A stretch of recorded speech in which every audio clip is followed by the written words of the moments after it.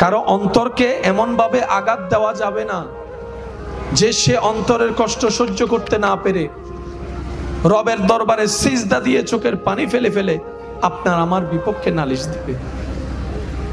ওই এক একটা ফোঁটা চোখের পানি আপনার আমার জন্য পাহাড় সম পরীক্ষা হয়ে চলে আসবে। কারণ রব নিজের হক মাফ করলেও বান্দার বিন্দু পরিমাণ হক মাফ করবে না। দুনিয়ার মাঝে থাকেন, দুনিয়ার মধ্যে থাকিয়েন না, তাহলে আপনার জন্য জীবন চলাটা সহজ হবে। দুনিয়াকে কখনো অন্তরস্থান দিবেন না। যারাই দুনিয়াকে অন্তরস্থান দিয়েছে তাদের জীবনটাই নষ্ট হয়ে গিয়েছে। দুনিয়ার প্রতি একদম আশা রাখবেনই না, মন যতই চাক।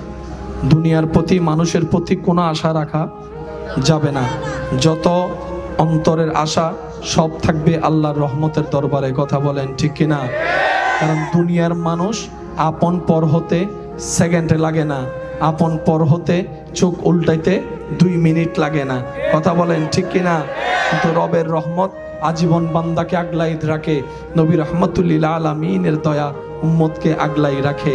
এই দুইটা জায়গায় যারা ঠিক থাকবে, ফিদ দুনিয়া হাসানাতাও ওয়া ফিল আখিরাতি হাসানা, তাদের জন্যই হয়ে যাবে। বলেন না সুবহানাল্লাহ। কিভাবে বলবো এই দুনিয়ার কথা? মানুষের সুবিধা অসুবিধা, বিপদ আপদ তো থাকতেই পারে। কখন কার কি মুসিবত চলে আসে বলা যায় না। মানুষ বিপদে পড়লে সেফ হওয়ার জন্য কিছু সৈন্য রাখে, কিছু জায়গা রাখে। প্রায় সময় দেখবেন মানুষ বিপদে পড়ে, ঠেকায় পড়ে, যেই জিনিসগুলা বিক্রি করে সেগুলা কিনার মতো মানুষ আপন রক্তের মানুষই হয়, কাছের মানুষই বেশি হয়। বিপদের সাহায্য করবে না, কিন্তু ঠেকাই পড়তে দেখলে 50 লাখ টাকা জায়গা আপনার কাছ থেকে 20 লাখ টাকা দিয়ে চেয়ে বসবে। কথা বলেন ঠিক কিনা?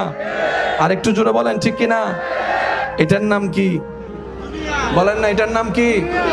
এখানে অনেক দোকানদার আছেন, ভালো ব্যবসা আছে। আজকে চোখটা বন্ধ করেন, কালকে আপনার ছেলে মেয়েকে ঢুকতে দিবে না। এরকম আশেপাশে অনেক মানুষ হাঁ করে তাকায় আছে। কার উপর ভরসা করছেন? কার নামে জায়গা জমিন লিখে দিচ্ছেন? আরে অনেক মানুষ তো নিজের মা বাবার কাছ থেকে জায়গা জমিন পাওয়ার পরে সন্তানও মা বাবাকে ঘর থেকে বের করে দেয়।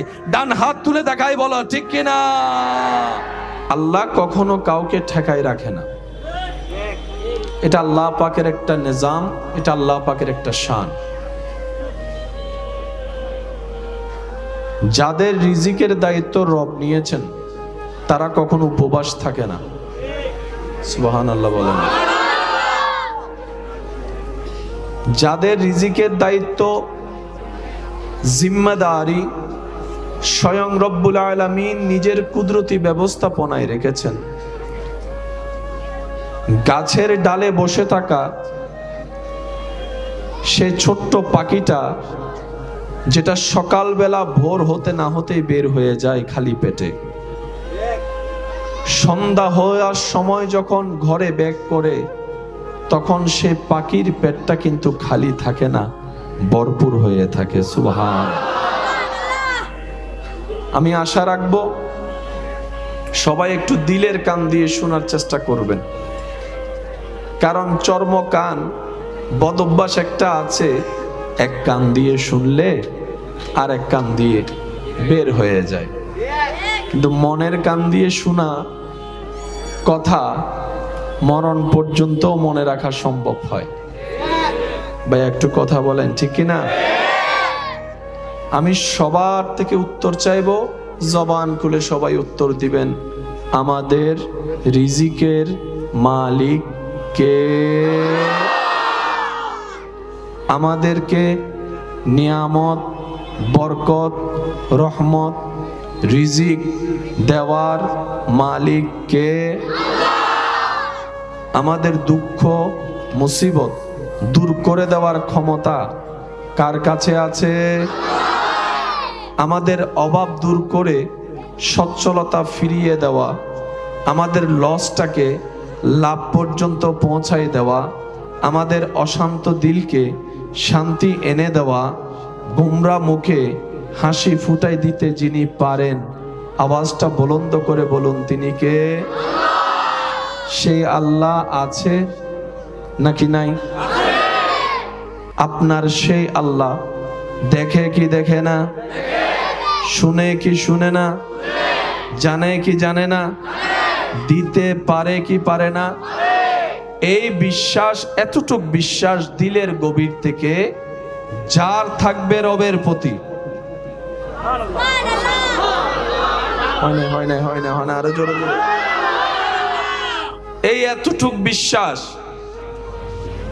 চোখ বন্ধ করে যার হৃদয় থেকে যত মজবুত ভাবে রবের উপর থাকবে যে আমার একজন আল্লাহ আছেন, যিনি রহমান, যিনি রহিম, যিনি গফফার, যিনি সত্তার, যিনি খালিক, যিনি মালিক, সুবহানাল্লাহ বলতে থাকি, যিনি রাজ্জাক, যিনি সত্তার, যিনি আলেম, ওই আল্লাহ যার আছে, ওই আল্লাহ যার স্রষ্টা, ওই সৃষ্টির কখনো টেনশন করতে হয় না, ভাবনা করতে হয় না, পেরেশান করতে হয় না, পেরেশানির মধ্যে থাকতে হয় না। কারণ অন্তর যখন শয়তানি কিংবা দুনিয়ার বিভিন্ন প্রেক্ষাপটে অন্তরকে ভেঙে দেয়, ব্রেনকে নিস্তব্ধ করে দেয়, অন্তর যখন, মন যখন খারাপ হয়ে যায়, ওই ঈমানের স্ফুলিঙ্গ ওইখানে গিয়ে জানাই দেয়, আরে মন খারাপ করস কেন? তোর তো একজন মালিক আছে, তোর তো একজন খালিক আছে, তোর তো একজন আল্লাহ আছে, যিনি ইন্নাল্লাহা আলা কুল্লি শাইইন কাদির, পাথরের ভিতর থেকেও চাইলো গাছ তুলে ফুল ফুটাই ফেলতে পারে। সুবহানাল্লাহ। আওয়াজ দিয়ে বলুন, ওইরকম একজন আল্লাহ স্রষ্টা কি আমার, আপনার, আমাদের আছে? ফুল বলি আমায় বলেন, আছে? এখনো আছে, ভবিষ্যতেও থাকবে, যে কোনো সময় দিতে পারে। তাহলে আমাদের দুই নাম্বারই করার কোনো দরকার, কারো টাকা মেরে খাওয়ার কোনো দরকার, এক নাম্বার জিনিস বলে দুই নাম্বার দেওয়ার কোনো দরকার, ওজনের মধ্যে কম দিয়ে লাভের খাতাটার মধ্যে অঙ্ক সংখ্যা যোগ বেশি করার দরকার। যে থাকবে নিজের জীবনের মধ্যে স্বচ্ছতা, তার পরিবারের রিজিকের কখনো কমতি হবে না। দুই নাম্বারই করে ইনকাম করা টাকা দেখতে আধিক্যতা দেখালেও ভিতরে কিন্তু উপরে ফিটফাট, ভিতরে এমন এমন জায়গায়, এমন এমন ইস্যুতে সেই টাকা আপনার খরচ হয়ে যাবে, 10,000 টাকার জায়গায় 50,000ও টান দিবে। নতুন নতুন এমন সিচুয়েশন আপনার সামনে চলে আসবে, আপনি ডান বাম আর খত খুঁজে পাবেন না। কারণ কি? টাকা এসেছে, বরকত উঠে গিয়েছে, ঘর হয়েছে, রহমত উঠে গিয়েছে। মুসলমানরা বলে, আমার সেই দুনিয়ার চোখে দেখা অট্টালিকার দরকার নাই, সেই না দেখা অদৃশ্য রহমতের দরকার, অদৃশ্য বরকতের দরকার। কারণ আমার রব যখন বরকত দেয়, এখানে অনেক মানুষ আমার সাথে সাক্ষী দিয়ে একমত হবে, অনেক সময় খাবার আয়োজন করে 10 জনের, 30 জন খাবার পরও কিছু খাবার বাকি থেকে যায়, বরকত হয়ে বলে সুবহানাল্লাহ। এই সিচুয়েশন দেখেছেন এরকম অনেক মানুষ এখানেও? একটু স্বীকারোক্তি দেন না ভাই, সাক্ষী আছে না নাই? তখন আমরা সবাই বলি বরকত হয়েছে। 5 জনের খাবার 10 জনে খেয়েছে, তারপরও থেকে গিয়েছে, বরকত হয়েছে, বরকত হয়েছে। আমাদের সাথে তো বরকতের সম্পর্ক, আমাদের সাথে তো রহমতের সম্পর্ক। আমরা কেন অন্যায়ভাবে 2 নাম্বারই তো যাওয়ার দরকার নেই। আমাদের যদি মাথার উপর ছায়া না থাকতো, বেওয়ারিশ হতাম, তাহলে আমরা 2 নাম্বারই করাটা মানা যেত। কিন্তু আমরা তো এমন সৌভাগ্যবান বান্দা হিসাবে আল্লাহ পেয়েছি, উম্মত হিসেবে নবী রাহমাতুল লিল আলামিনকে পেয়েছি। আমরা পিছনে যাওয়ার 2 নাম্বারই করার কোনো আসলে দরকার। আমাদের দরকার কি? 1 নাম্বার, মনোযোগ কি আছে সবার? যারা জীবন সুন্দর করতে চান, এখানে যারা শান্তি পেতে চান, তার একটু মনোযোগ দিয়ে শুনবেন। আমাদের 1 নাম্বার দরকার চোখ বন্ধ করে সর্ববিষয়ে রবের উপর বিশ্বাস তাওয়াক্কুল শক্ত রাখা। 2 নম্বর বুঝি না বুঝি, পক্ষে বিপক্ষে, পছন্দ অপছন্দ যেমনই হোক আলহামদুলিল্লাহ বলে শুকরিয়া করা। 3 নাম্বার, মনোযোগ আছে আপনাদের? 3 নাম্বার সর্ববিষয়ে মেজাজ যেখানে গরম হয়, মন যেখানে ক্ষুণ্ণ হয়, এই সমস্ত বিষয়ে টেনশনের বিষয়ে সর্বোচ্চ ধৈর্য ধরে রবের হুকুমের অপেক্ষা করা। 4 নম্বর যখনই সুযোগ পায় রবের কাছে ইস্তেগফার করা। হাঁটতে বসতে শুইতে সবসময় মাপ চাওয়া, আল্লাহ মাফ করো, আল্লাহ মাফ করো, আল্লাহ মাফ করো, আল্লাহ মাফ করো। 5 নম্বর প্রাণ মন উজাড় করে আল্লাহর হাবিবের উপর দরুদ পড়া। এই 5টা কাজের সাথে যদি আমরা এখান থেকে বন্ধুত্ব করতে পারি, আপনার জীবন চলার পথে যদি বিশাল পাহাড় ও আপনার রাস্তার বন্ধকতা তৈরি, আপনি চিন্তা করার আগেই, কল্পনা করার আগেই আপনার রব সেই পাহাড়ের ভিতর থেকে আপনার জন্য রাস্তা তৈরি করে দিবেন। সুবহান। আমরা পাই না কেন? ব্যর্থতা আমাদের। পিছনের ভাইদের আওয়াজ শুনি নাই। আমরা পাই না কেন? চাইতে জানি না বলে। আমরা পাই না কেন? ধরে রাখতে জানি না বলে। আমরা পাই না কেন? আমাদের ভিতরটা আলো হয় নাই বলে। আমরা পাই না কেন? আমাদের চরিত্রের সৌন্দর্যটা ফুটাই তুলতে পারি নাই বলে। না হয় নবী রাহমাতুল লিল আলামিনের উম্মত এই সৃষ্টিতে আসমানের নিচে জমিনের উপরে সেই জাতি, যেই জাতির সম্পর্কে স্বয়ং রব্বুল আলামিন কুনতুম খায়রা উম্মত বলে অ্যালাউন্স করে দিয়েছেন, এই জাতি, সেই জাতি, এই দল, সেই দল, যেই দল হাজার অপরাধ করার পরও রব্বুল আলামিনের দরবারে তওবা করার সুযোগ পায়। সুবহান। জান্নাতে যেতে গেলে নেক আমলের দরকার আছে, কম না বেশি? বেশি। তো বেশি নেক আমল করতে গেলে বেশি হায়াতেরও দরকার আছে। আমাদের হায়াত একটা সময় তো মানুষ মারা যাওয়ার আগে অন্তত দাঁত ফললে মানুষ বুঝতো আর টাইম শেষ। দাড়ি টাড়ি পাকলে,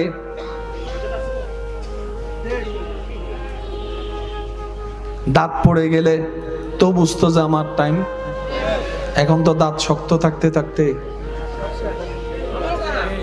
চলে যাচ্ছে না অনেকে, অনেক যুবক চলে যাচ্ছে। ইদানিং কালে বয়স্কর চাইতে বেশি ইয়ংরাই দাঁত পড়ার আগেই চলে যাচ্ছে, দাড়ি সাদা হওয়ার আগেই। হায়াত একদম অল্প। সেই স্কুলে পড়া, সেই স্কুল জীবন, মক্তবের জীবন, চোখ বন্ধ করলে মনে হয় এই তো কিছুদিন আগেই তো মক্তবে গিয়েছিলাম, এই কিছুদিন আগে তো ক্লাস 2-3-তে পড়েছিলাম, এই কিছুদিন আগেই তো মাত্র স্কুল ড্রেসটা গায়ের মধ্যে লেগেছিল। চোখের পলকে কেমন জানি ক্যালেন্ডারের পাতা পাল্টাতে পাল্টাতে 1995 শেষ, 1999 শেষ, 2000 শেষ, 2005 পাল্টাই গেল, 2010 চেঞ্জ হয়ে গেল, 15 গিয়ে 20 হয়ে এখন 25-এ আছি। কি পরিমাণ দ্রুত আমাদের হায়াত শেষ হয়ে যাচ্ছে। একদম শর্টকাটে বোঝার জন্য সপ্তাহে শুক্রবার দেখলেই বুঝতে পারবেন। শুক্রবারে জুমার নামাজটা পড়ে ঘরে এসে খাওয়া দাওয়া আরাম করতে না করতেই আবার মসজিদের মিনার থেকে আসরের আজানের আওয়াজ শুনতে পাই আমরা। অনেকে তো বলেই ফেলে এখন মাত্র জুমাটা পড়ে আসলাম, এখনই আসরের আজানের ডাক চলে আসলো। একটু খেয়াল করলেই দেখা যাবে প্রচুর শক্তিতে, গতিতে আমাদের হায়াত শেষ হয়ে যাচ্ছে। এক একটা সেকেন্ড আমাদেরকে অন্ধকার কবরের দিকে টেনে নিয়ে যাচ্ছে। সেই নিঃশ্বাস বন্ধ হওয়ার কঠিন যন্ত্রণার দিকে আপনাকে আমাকে নিয়ে যাচ্ছে। কথা বলেন ঠিক কিনা? নবী রাহমাতুল্লিল আলামিন বলে, ইয়া রব, আমার উম্মত হায়াত কম, আগের উম্মতের হায়াত বেশি। তো বেশি নেক আমল করতে গেলে তো বেশি হায়াত, বেশি সময়ের, বেশি বিচারে তো দরকার আছে। ইয়া রব, আমার উম্মতের হায়াত তো 100 থেকে কমতে কমতে 90, 95, 80 কমতে কমতে এখন তো 30, 35, 40-এর মধ্যে চলে আসছে। চোখের পলকেই মানুষ মারা যাচ্ছে। প্রত্যেক দিন পত্রিকায় খবর আসছে, কোনো না কোনোভাবে মানুষ মৃত্যুবরণ করছে। আল্লাহ গো, এই অল্প হায়াতে আমি নবীর উম্মত, তোমার আগের নবীর উম্মত 700, 800, 900 বছর হায়াত পানেওয়ালা উম্মতের প্রতিদ্বন্দ্বিতায় তো টিকতে পারবে না, সওয়াবে তো টিকতে পারবে না, তাদের আমলে তো টিকতে পারবে না। আল্লাহ, আমার উম্মত যদি তাদের সামনে ছোট হয়, আমি নবী বড় কষ্ট পাবো, আমি নবী বড় কষ্ট পাবো, আমি নবী বড় কষ্ট পাবো। কারণ আমি হচ্ছি উম্মত ওয়ালা নবী। নিজের পরিবারের জন্য এত চোখের পানি ফেলি নেই, এই উম্মতের জন্য যত চোখের পানি ফেলা হয়েছে। সুবহানাল্লাহ। আল্লাহ গো, আমার উম্মতকে তুমি বেইজ্জত করিও না, আমার উম্মতকে তুমি লাঞ্ছিত করিও না। আমার উম্মতের হায়াত কম, সওয়াবও কম, গুনাহও বেশি। আল্লাহ, তুমি একটু দয়া করো, কিছু না কিছু ব্যবস্থা করো। নবী বলছেন, আল্লাহ, আমার উম্মতের হায়াত কম, গুনাহ তুমি কোনো একটা ব্যবস্থা করো যেন আমার উম্মত অন্যদের মোকাবেলায় লজ্জিত হতে। রব বলে, হাবিব, আপনি তো मूसा নন। प्यार से कहो यार सुभान अल्लाह। अल्लाह बोले, হাবিব, আপনি তো ঈসা নন, আপনি তো নবীদের নবী, ইমামুল আম্বিয়া, রাহমাতুল লিল আলামিন। আপনার শান যেমন আলাদা, আপনার উম্মতের শানও সব উম্মতের ভিতর আলাদা। ইন্না আনজালনাহু ফি লাইলাতিল কদর ওয়া মা আদরাক মা লাইলাতুল কদর লাইলাতুল কদরে খায়রুম মিন আলফি শাহর। সুবহানাল্লাহ। কি আরো জোরে বলা যাবে? পরিশ্রম কয় রাত, বেতন হচ্ছে 1000 মাস। হায়াত কমিয়ে দিয়েছেন, সওয়াব। হায়াত কমিয়ে দিয়েছেন, সওয়াব বাড়িয়ে দিয়েছেন, শুধু একমাত্র নবী রাহমাতুল লিল আলামিনের নিসবতের কারণে। আসুন একটু গভীরে যাচ্ছি, অল্প সময়। জান্নাতে যেতে গেলে যে সওয়াবের দরকার, এই সওয়াব অর্জনের 1000 মাধ্যমের একটা মাধ্যমের নাম হজ। কিন্তু হজ করতেই তো এখন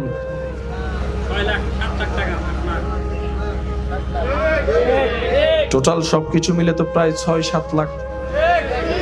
ইচ্ছা আছে অনেকের, কিন্তু যাওয়ার সামর্থ্য তো না গেলে তো সওয়াব থেকে বঞ্চিত।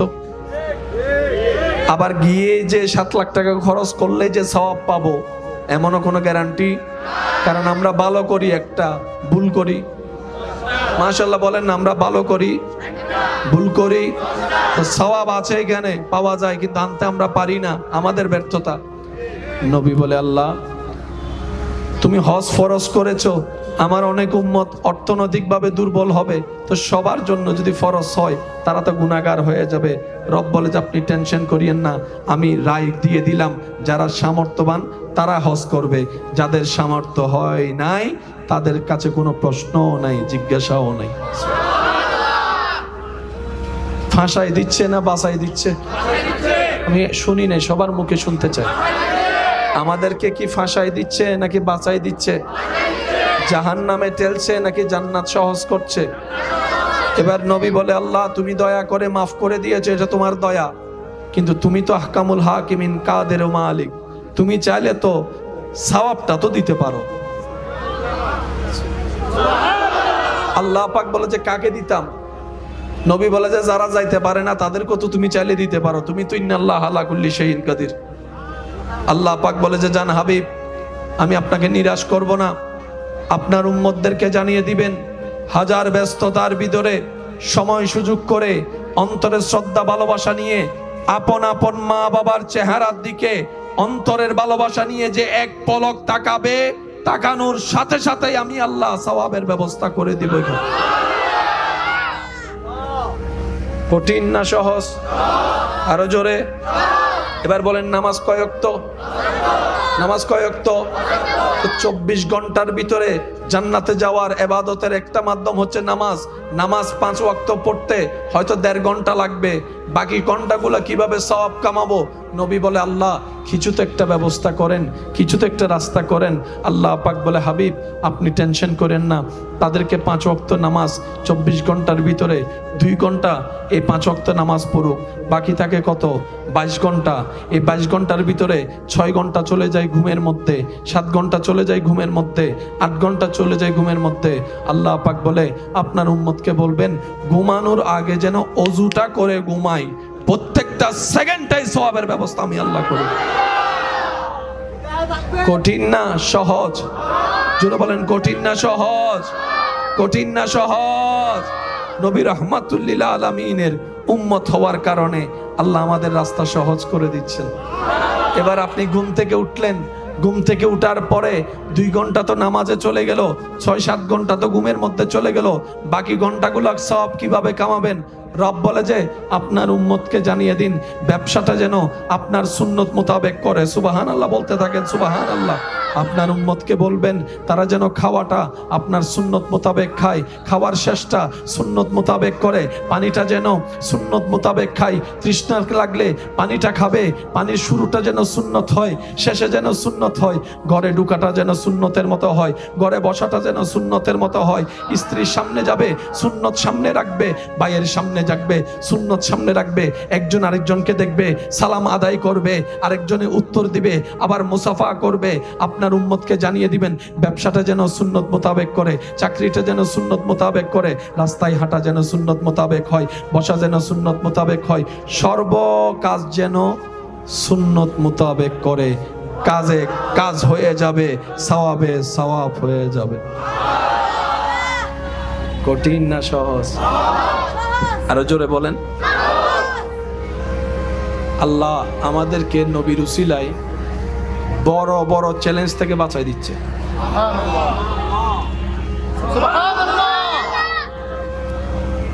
আমরা জান্নাত পাবো না কেন জানেন? এটার বাস্তব প্রমাণ এখানে আছে। সুবহানাল্লাহ বলে গুনাহ না সওয়াব, এটাই আমরা নিতে পারি না। অনেককে দেখবেন আওয়াজও করছে না।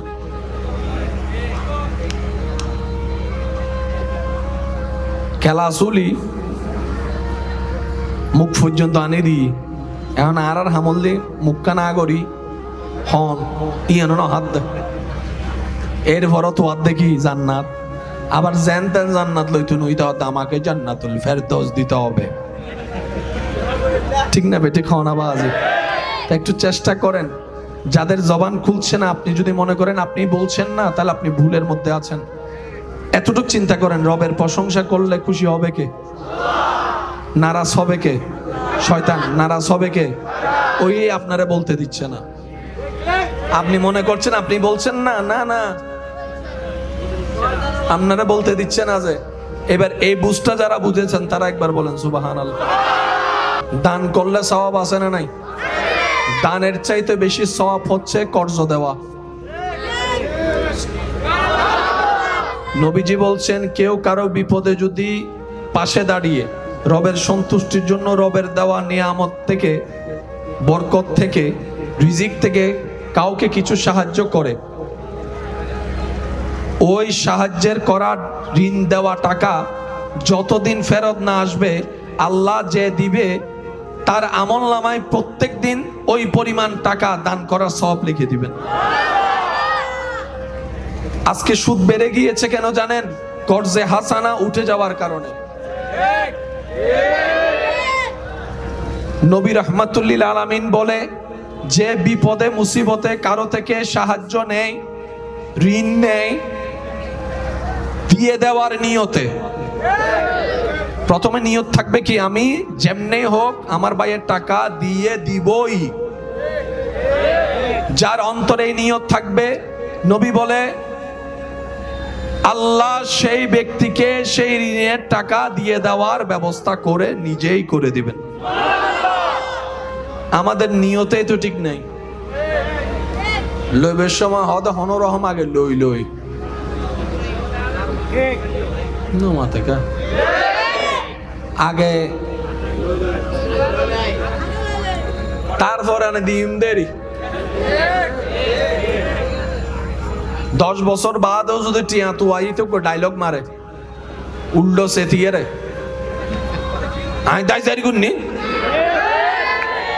হয় না হয় না, আমি মরি যাই না রে সরোর মার। সেজন্য সুদ বেড়ে গেছে। আমরা যদি কর্জে হাসানার সেই সিস্টেম চালু করতে পারি, সবার সমস্যা একজন আরেকজনকে সাপোর্ট দিতে পারি আল্লাহর ভয়ে, নবীর প্রেমে, তাহলে ওই পশ্চিমাদের চালু করা সেই কুকৌশল, যে সুদের কারণে টাকার দাম কমে যাচ্ছে, দিন দিন জিনিসের দাম বেড়ে যাচ্ছে, এই সুদের কারণেই আজকে পৃথিবীর মধ্যে এত দুরবস্থা শুরু হচ্ছে। বিভিন্ন জায়গায় দেখেন ব্যবসায়ীদের ব্যবসার মধ্যে কোনো হদিশ খুঁজে পাওয়া যাচ্ছে না। চাকরি যারা করে চাকরির কোনো গ্যারান্টি খুঁজে পাওয়া যাচ্ছে না। বড় বড় ফ্যাক্টরি বন্ধ হয়ে যাচ্ছে, বড় বড় মিল বন্ধ হয়ে যাচ্ছে।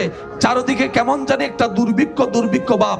এটার হাজারটা অন্যতম কারণের একটা কারণ হচ্ছে এই সুদের ব্যবস্থা। কথা বলেন ঠিক কিনা?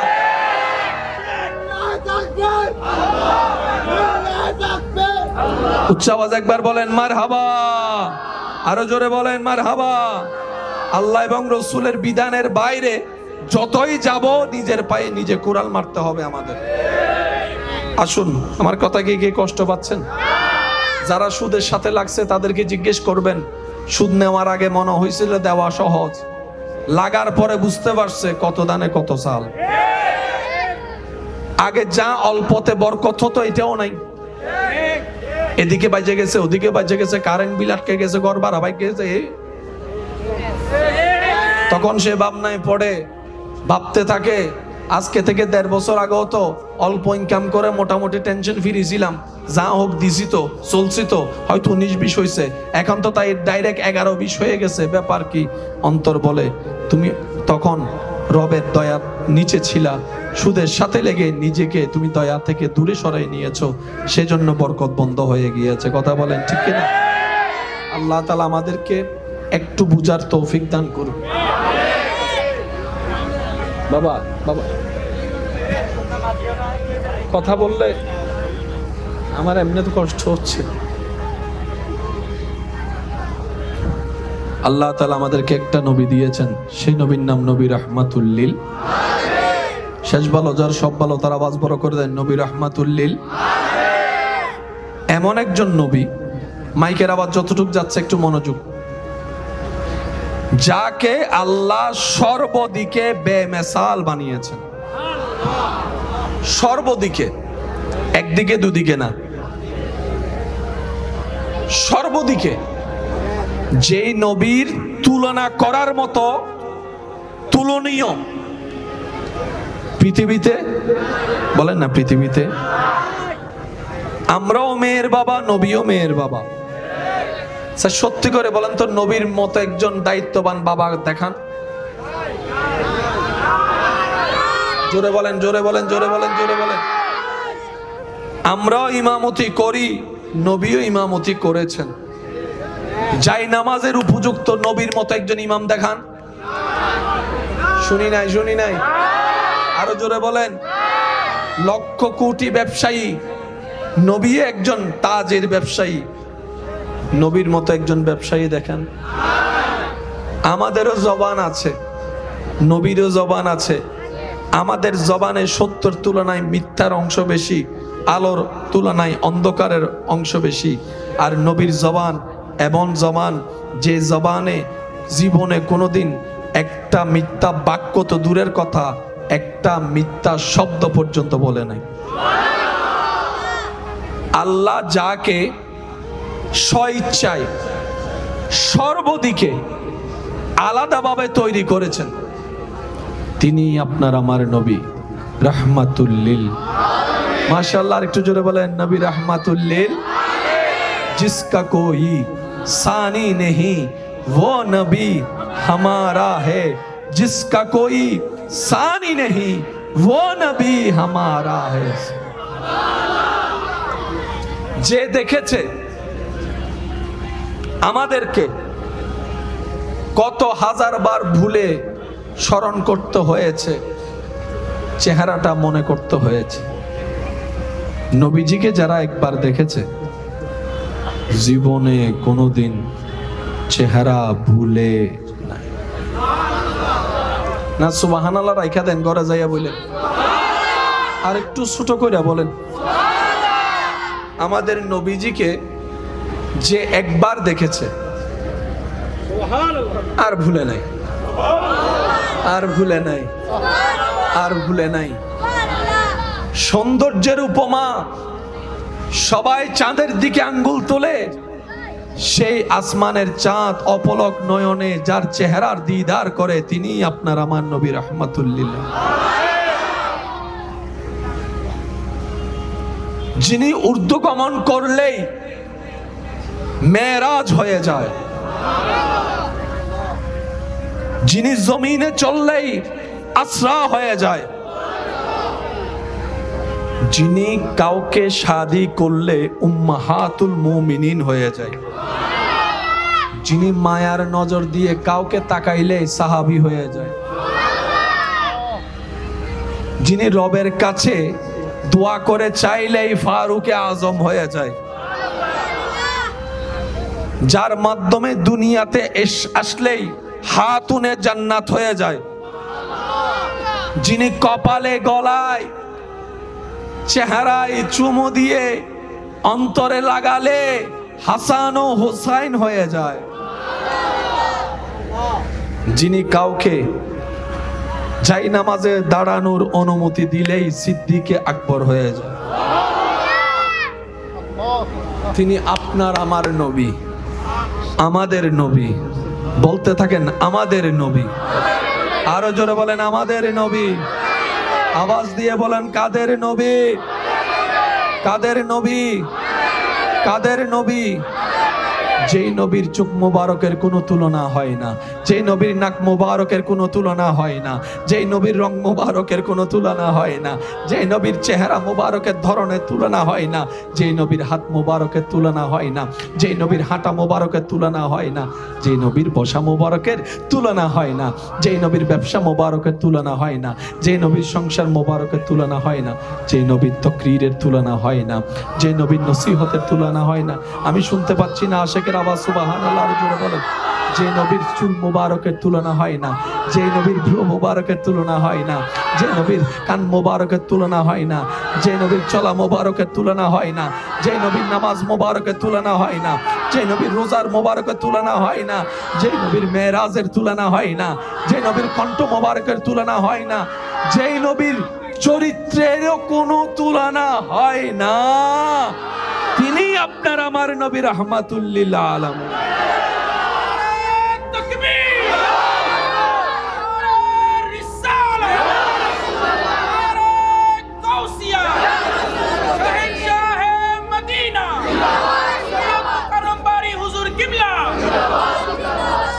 আমাদের গঠনের সৌন্দর্যের বর্ণনায় কেউ লম্বা, কেউ আলাদা আলাদা। নবীজির ব্যাপারটা কেমন ছিলেন? প্যার সে কো, প্যার সে কো, প্যার সে। কারো লম্বা পছন্দ, কারো বাটি পছন্দ, কারো স্বাস্থ্য পছন্দ, কারো হ্যাংলা পছন্দ। যার অন্তরের পছন্দ যেমন, সে যখনই নবীর দিকে তাকাতো ঠিক সেই পছন্দটাই তার চোখে লাগতো। নবীকে আলাদাভাবে লম্বা বাটি বলে আলাদা করার কোনো বলে না, কোনো সুযোগ, কোনো সুযোগ। এত সৌন্দর্য রূপে আল্লাহ আপনার আমার হাবিবকে সৃষ্টি করেছেন, ইসলামের বড় শত্রু আবু জাহেলও কখনো নবীর চোখে চোখ রেখে কথা বলে নাই, নবীর চেহারার দিকে তাকাই কথা বলে নাই, অন্যদিকে তাকাই কথা বলতো। প্রশ্নকারী প্রশ্ন করে, ও আবু জাহেল, যার দুশমনি করো চেহারার দিকে তাকাও না কেন? আবু জাহেল উত্তর দেয়, আরে এটা তো শুধু সাধারণ চেহারা না, যে চেহারার দিকে তাকাইলে আমার সবকিছুই ভুলে যাই আমি। তা আমাদের নবী, তা আমাদের নবী। একটু বুকে হাত রেখে বলতে পারলা তো মজা লাগতো। ইবা হারান নবী, এবারে সিডেঙ্গে চলো। ইবা হারান নবী, ইবা হারার নবী, ইবা হারার নবী, सबसे आला वाला, सबसे बाला वाला, अपनी मौला का प्यारा, दोनों आलम का दूल्हा।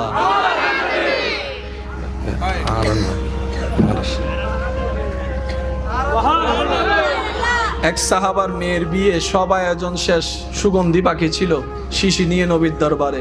নবীজি জিজ্ঞেস করলেন, সব কেনাকাটা শেষ? ইয়া রাসূলুল্লাহ শেষ, একটা জিনিস বাকি আছে। তো কোন জিনিসটা?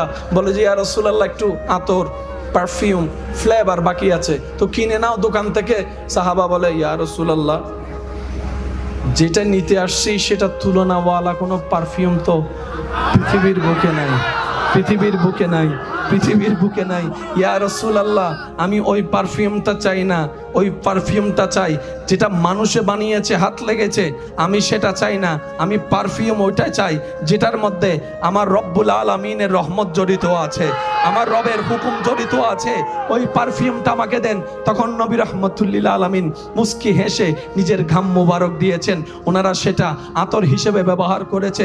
জগৎ জানে, যখন মা আমেনার রেহেমে পাকের মধ্যে আল্লাহর হাবিব নবী রাহমাতুল্লিল আলামিন, শাফিউল মুজনবিন, রাহাতাল আশিকিন, ইমামুল আম্বিয়া, মেরাজের দুলা নবী, আল্লাহর হাবিব নবী, মুসার ইমাম নবী, ঈসার ইমাম নবী, দাউদের ইমাম নবী, ইউসুফের ইমাম নবী, আল্লাহর হাবিব নবী, জান্নাতের মালিক নবী, হাসরের সুপারিশকারী নবী, ওই নবী যখন মা আমেনার রেহেমে পাকে এসেছেন, জগৎ জানে মা আমেনা যেদিকে হাঁটতে শুরু করত সেই দিকে রোদের জন্য আলোটা যেন না পড়ে, কষ্টের কারণ না হয়, মেঘটা ছাতার মতো ছায়া দিয়ে থাকতো। সুবহানাল্লাহ। শুধু তাই নয়, মা আমেনা যখন কূপ থেকে পানি তুলতে যেতেন, কষ্ট করে আর রশি দিয়ে পানি তোলা লাগতো না। মা আমেনার নিকটবর্তী হওয়ার সাথে সাথে আল্লাহর হুকুমে নিচের পানি উপরের দিকে উঠে যেত, উপরের দিকে উঠে যেত, উপরের দিকে উঠে যেত। শুধু তাই নয়, মা আমেনার রেহেমে পাকে আমাদের নবী আসার সাথে সাথেই মা আমেনার শরীর থেকে এমন সুঘ্রাণ বের হওয়া শুরু করত, এমন সুঘ্রাণ বের হওয়া শুরু করত যে আরবের মক্কার মহিলারা জিজ্ঞেস করত, আমেনা কোন পারফিউম তুমি ইউজ করো, কোন ব্র্যান্ডের পারফিউম ইউজ করো? আমেনা বলে, আমি তো কিছু ইউজ করি না, কিন্তু যখন থেকে আমার লাল, আমার সোনা, আমার মা, আমার সন্তান আমার পেটে এসেছে, ওই দিন থেকে সব আজব আজব হওয়া শুরু করছে। কেমন আজব? মেঘে ছায়া দিচ্ছে, পানি উঠে যাচ্ছে, কষ্ট কমে যাচ্ছে, শরীর থেকে ঘ্রাণ বের হওয়া হচ্ছে। আল্লাহ পাক বলে, আমেনা আমার হাবিবকে পৃথিবীর ধারার নিয়মে আমি চাইলে ডাইরেক্ট পাঠাইতে পারতাম, কিন্তু অনেকেই আমার নবীর মুজিজা দেখে নিজে নবীকে আল্লাহ বলে ফেলতে পারে, সেজন্য আমি সিস্টেমকে রেখেছি। নবীর বাবার ব্যবস্থাও করেছি, মায়ের ব্যবস্থাও করেছি। ও আমেনা, তোমাকে আমি আমানত দিলাম, আমার হাবিবের আমানতদারি করো, তোমার ব্যবস্থা আমি করছি যা দরকার। সুবহানাল্লাহ। দিয়ে তিনি কাদের নবী? তিনি কাদের নবী? যে নবী জমিন থেকে হাত বাড়ালে হাত চলে যেত জান্নাতের বাগান, যে নবীর চোখের সামনে জান্নাত থাকতো, যে নবীর ঘরের খাদেম হিসেবে আল্লাহর হুকুমে জিব্রাইলের মতো ফেরেশতা উপস্থিত হতো। কি শানওয়ালা নবী পেয়েছি আমরা। তো একটা জিনিস কি জানেন, ফ্রি পাইলে সেটা আমি আসলে বিশ্বাসও করতে পারিনি, যেমন এতক্ষণ চলবে, আরো আবার নর্মাল বয়সে না হাই বয়সে। আল্লাহ পাক ওই যে প্রথমে বলেছিলাম, আল্লাহ যতক্ষণ দয়া করে, কথাটা কি মনে আছে নাকি ভুলে গেছেন? আল্লাহ যতক্ষণ দয়া করে। আশিকিন ভাইরা মনোযোগ, সেই নবী যাকে আল্লাহ সর্বদিকে সবার থেকে কি বানিয়েছেন? আলাদা বানিয়েছেন। মূসা নবীর শান কোনো সন্দেহ নাই আজিম। ঈসা নবী আপন মসনদে আসীন। সুবহানাল্লাহ বলেন। ইব্রাহিম নবীকে আল্লাহ যা দিয়েছেন তা অতুলনীয়। আচ্ছা, একটা বড় চমৎকার বিষয় দেখেন, আমরা কালিমা পড়েছি নবী রহমতুল্লিল আলামিনের, আমাদের সাথে যা লেনদেন সব নবীর। কখন কে আসছে আসে নাই এগুলোর সাথে আমাদের কোনো লেনদেন, কিন্তু আমাদের নবীর উদারতা দেখেন। আমাদের নবী বলে, উম্মত আমার ভাই ঈসাকেও তোমার নবী মানতে হবে। হয় নাই জোরে। নবী যদি না বলতেন, ওনাদের পরিচয় করে না দিতেন, আজকে আলোচনায় ওনাদের জীবনে শোনার কোনো সুযোগ হতো না।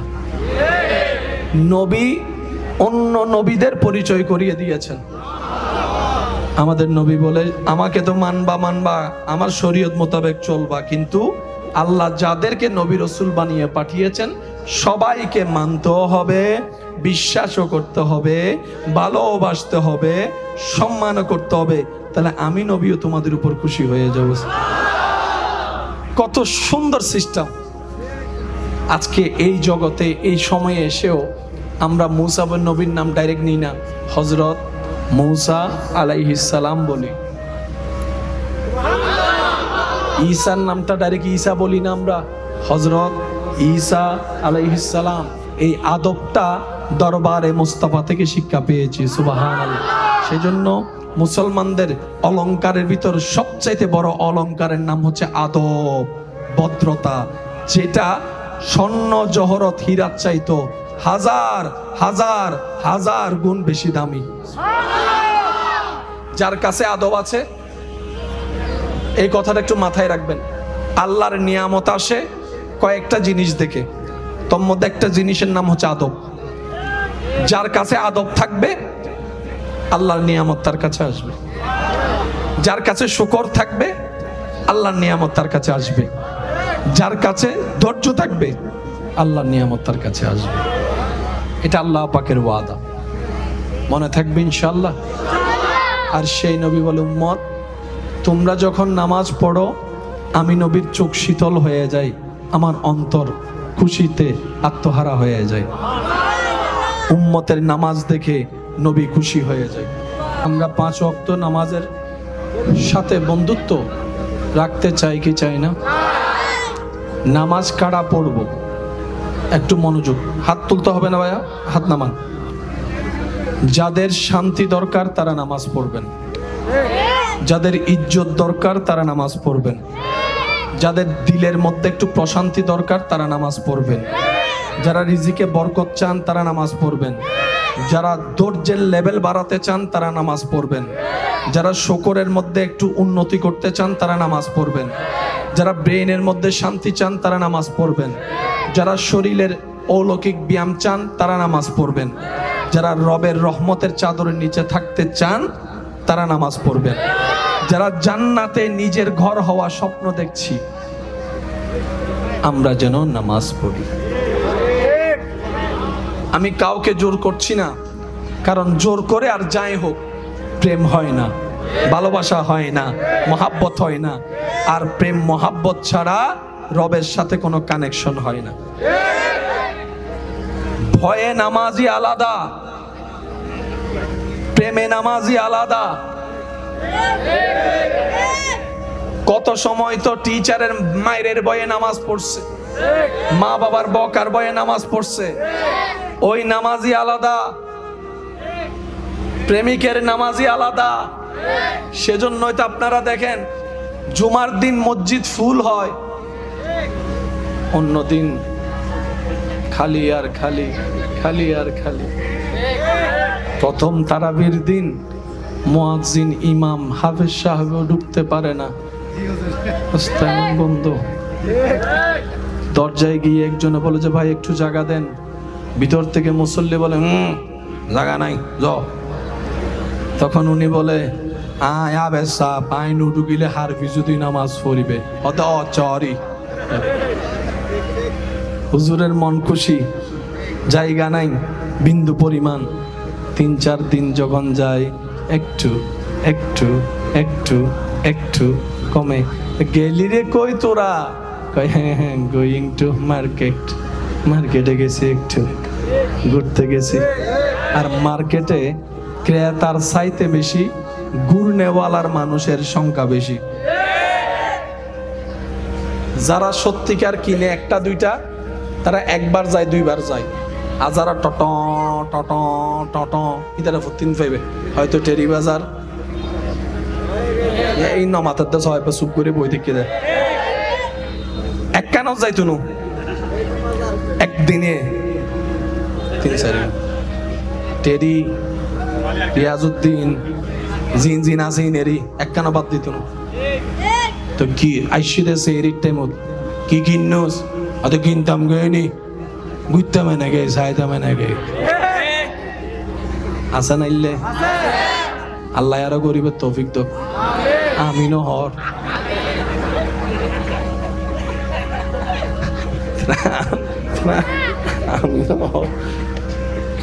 আল্লাহ আল্লাহ আমাদের সকলের এই মোহাব্বত কবুল আর মঞ্জুর করুক।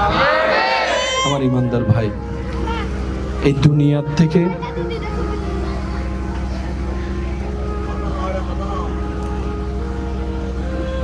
যে দুই একজন আমাকে ভালোবেসেন আবদার করে বলি, ভালোবাসলো দুনিয়া থেকে যেতে হবে, দুনিয়াকে ভালো না বাসলেও যেতে হবে একদিন। কথা বলেন ঠিক কিনা? আমি আবদার করে বলবো, বিপদ আপদ কষ্ট মুসিবত সবারই আছে। আপনারটা যেমন অন্য কাউকে জানতে দেন না, তারটাও আপনার কাছে অজানা। সবাই সবারটা গোপন রাখতে চায়, কিন্তু মুসিবত কষ্ট দুঃখ সবারই আছে, ভিন্ন ভিন্ন রকমের। কারো টাকা নিয়ে টেনশন তো কারো শরীর নিয়ে টেনশন, আর যার মোটামুটি সব কিছু আছে তার স্বামী নিয়ে টেনশন, নয়তো স্ত্রী নিয়ে টেনশন। আছে না নাই? বলেন না, আছে না নাই? এক একজনের টেনশন মুসিবত বিপদ এক এক রকম।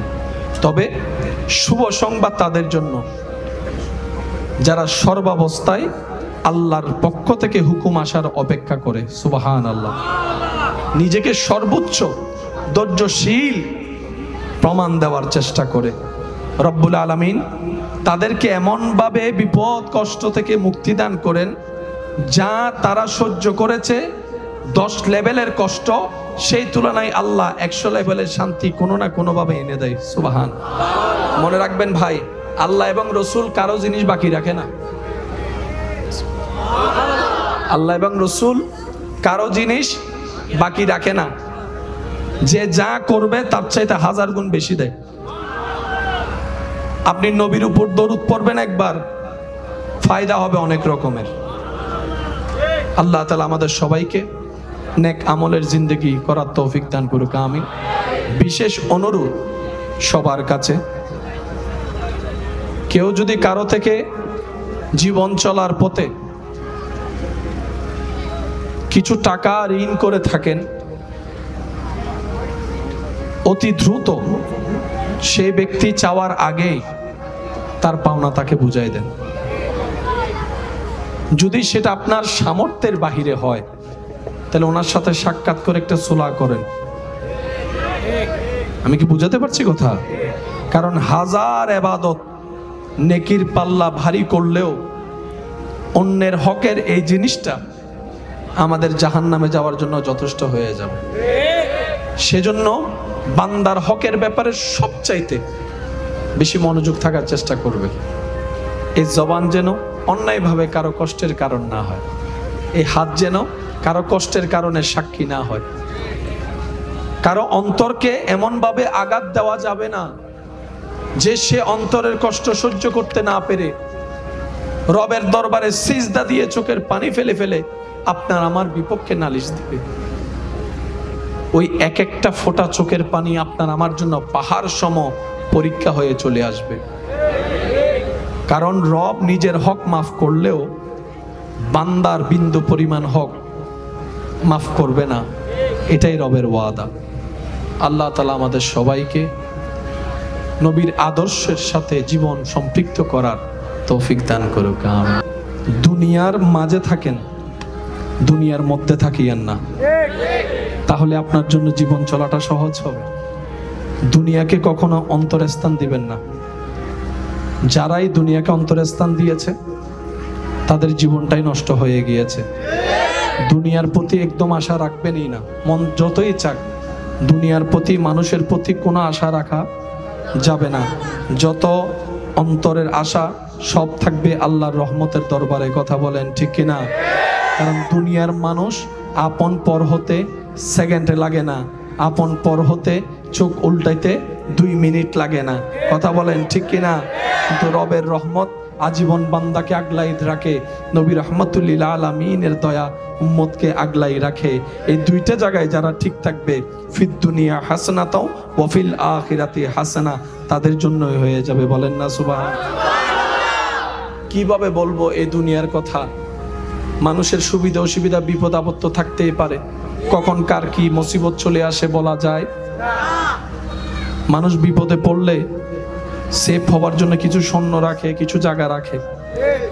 প্রায় সময় দেখবেন মানুষ বিপদে পড়ে, ঠেকায় পড়ে, যেই জিনিসগুলা বিক্রি করে সেগুলা কিনার মতো মানুষ আপন রক্তের মানুষই হয়, কাছের মানুষই বেশি হয়। বিপদে সাহায্য করবে না, কিন্তু ঠেকাই পড়তে দেখলে 50 লাখ টাকা জায়গা আপনার কাছ থেকে 20 লাখ টাকা দিয়ে চেয়ে বসবে। কথা বলেন ঠিক কিনা? আর একটু জোরে বলেন ঠিক কিনা? এটার নাম কি?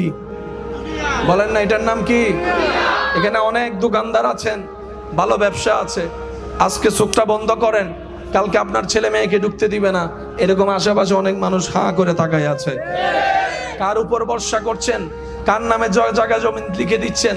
আরে অনেক মানুষ তো নিজের মা বাবার কাছ থেকে জায়গা জমিন পাওয়ার পরে সন্তানও মা বাবাকে ঘর থেকে বের করে দেয়। ডান হাত তুলে দেখাই, বলো ঠিক কিনা? আল্লাহ কখনো কাউকে ঠেকাই রাখে না।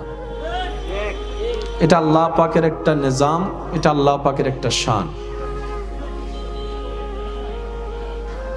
যাদের রিজিকের দায়িত্ব রব নিয়েছেন তারা কখনো উপবাস থাকে না। সুবহানাল্লাহ বলেন।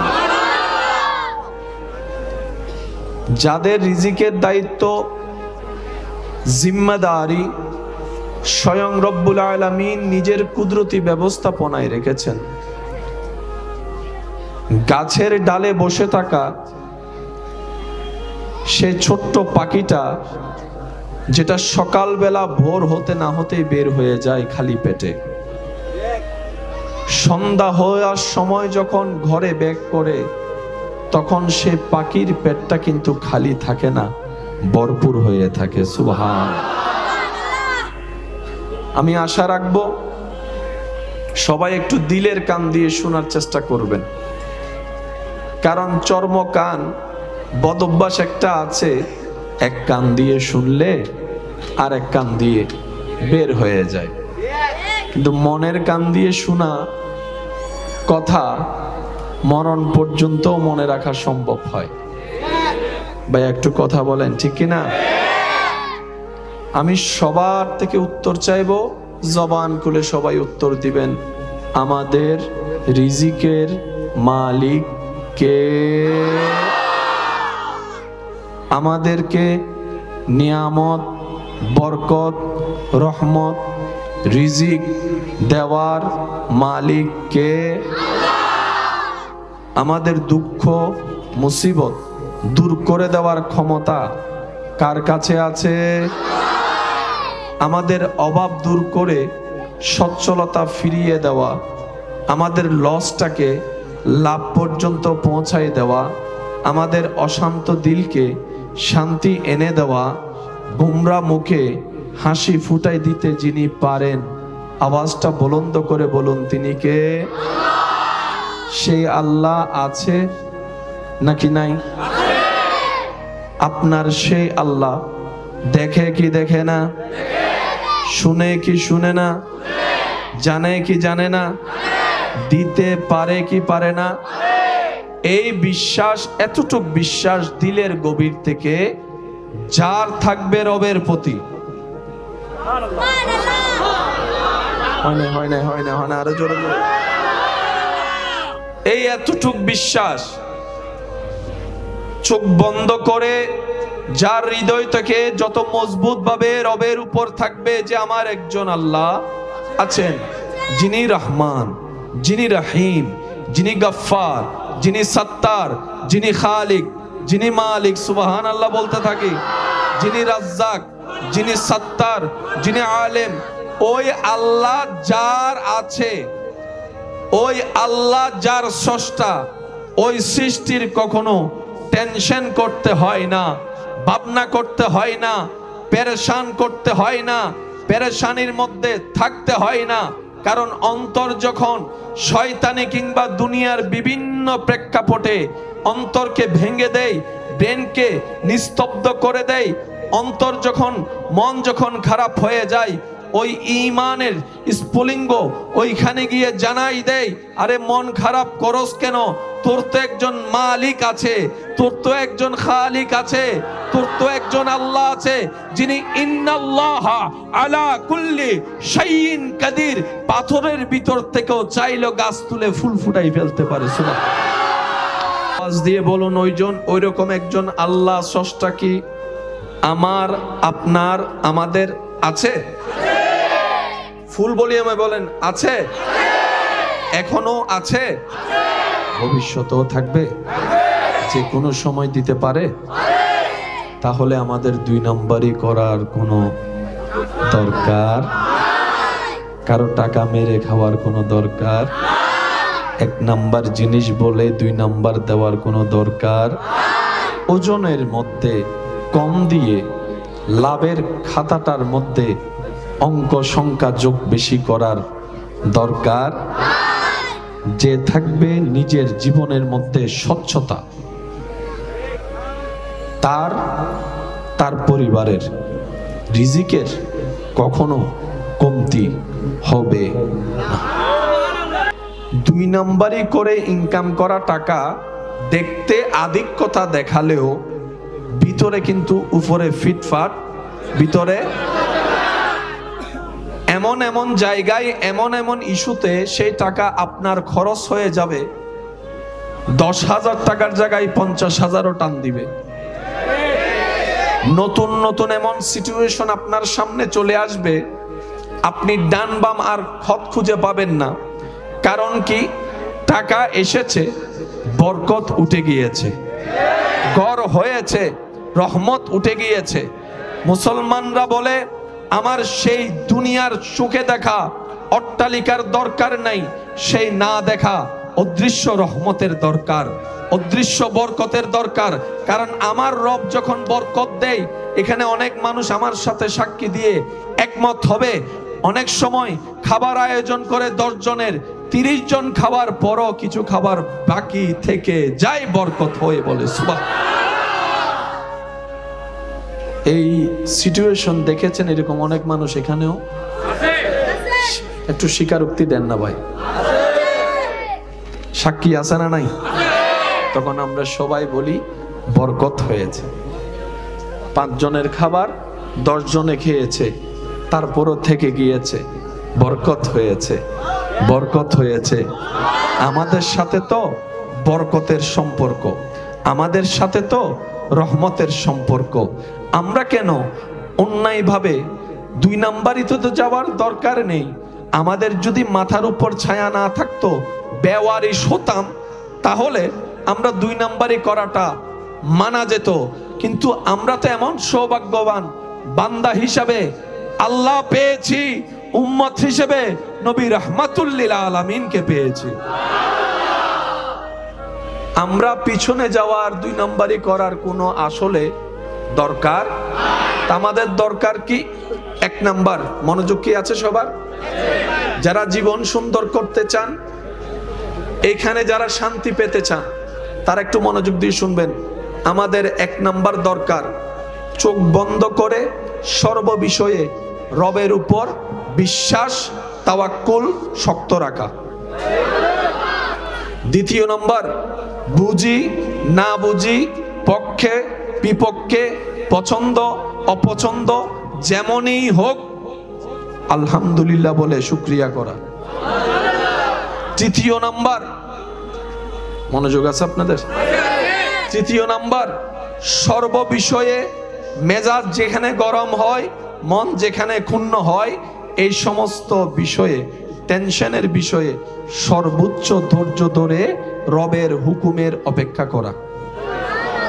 চতুর্থ নম্বর, যখনই সুযোগ পায় রবের কাছে ইস্তেগফার করা।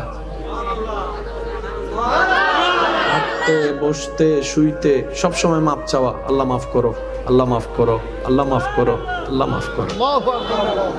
পঞ্চম নম্বর, প্রাণ মন উজাড় করে আল্লাহর হাবিবের উপর দরুদ পড়া।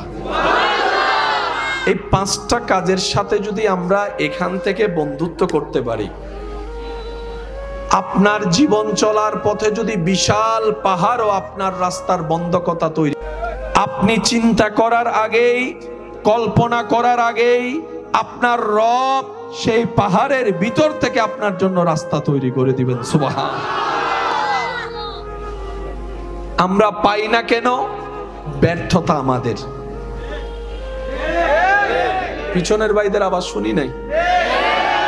আমরা পাই না কেন? চাইতে জানি না বলে। আমরা পাই না কেন? ধরে রাখতে জানি না বলে। আমরা পাই না কেন? আমাদের ভিতরটা আলো হয় নাই বলে। আমরা পাই না কেন? আমাদের চরিত্রের সৌন্দর্যটা ফুটাই তুলতে পারি নাই বলে।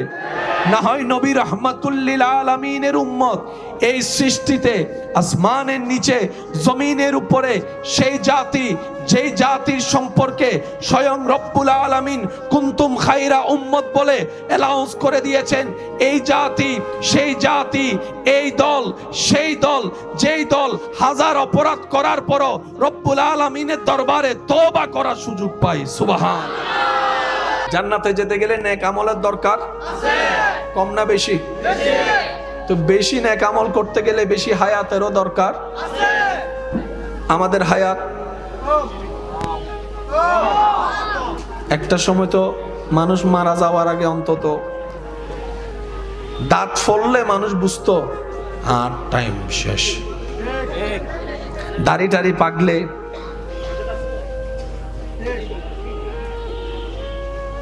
দাঁত পড়ে গেলে তো বুঝতো যে আমার টাইম। এখন তো দাঁত শক্ত থাকতে থাকতে চলে যাচ্ছে না অনেকে, অনেক যুবক চলে যাচ্ছে। ইদানিং কালে বয়স্কর চাইতে বেশি ইয়ংরাই দাঁত পড়ার আগেই চলে যাচ্ছে, দাড়ি সাদা হওয়ার আগেই। হায়াত একদম অল্প। সেই স্কুলে পড়া, সেই স্কুল জীবন, মক্তবের জীবন, চোখ বন্ধ করলে মনে হয় এই তো কিছুদিন আগেই তো মক্তবে গিয়েছিলাম, এই কিছুদিন আগে তো ক্লাস 2-3-তে পড়েছিলাম, এই কিছুদিন আগেই তো মাত্র স্কুল ড্রেসটা গায়ের মধ্যে লেগেছিল। চোখের পলকে কেমন জানি ক্যালেন্ডারের পাতা পাল্টাতে পাল্টাতে 1995 শেষ, 1999 শেষ, 2000 শেষ, 2005 পাল্টাই গেল, 2010 চেঞ্জ হয়ে গেল, 15 গিয়ে 20 হয়ে এখন 25-এ আছি। কি পরিমাণ দ্রুত আমাদের হায়াত শেষ হয়ে যাচ্ছে। একদম শর্টকাটে বোঝার জন্য সপ্তাহে শুক্রবার দেখলে বুঝতে পারবেন। শুক্রবারে জুমার নামাজটা পড়ে ঘরে এসে খাওয়া দাওয়া আরাম করতে না করতেই আবার মসজিদের মিনার থেকে আসরের আজানের আওয়াজ শুনতে পাই আমরা। অনেকে তো বলেই ফেলে এখন মাত্র জুমাটা পড়ে আসলাম, এখনই আসরের আজানের ডাক চলে আসলো।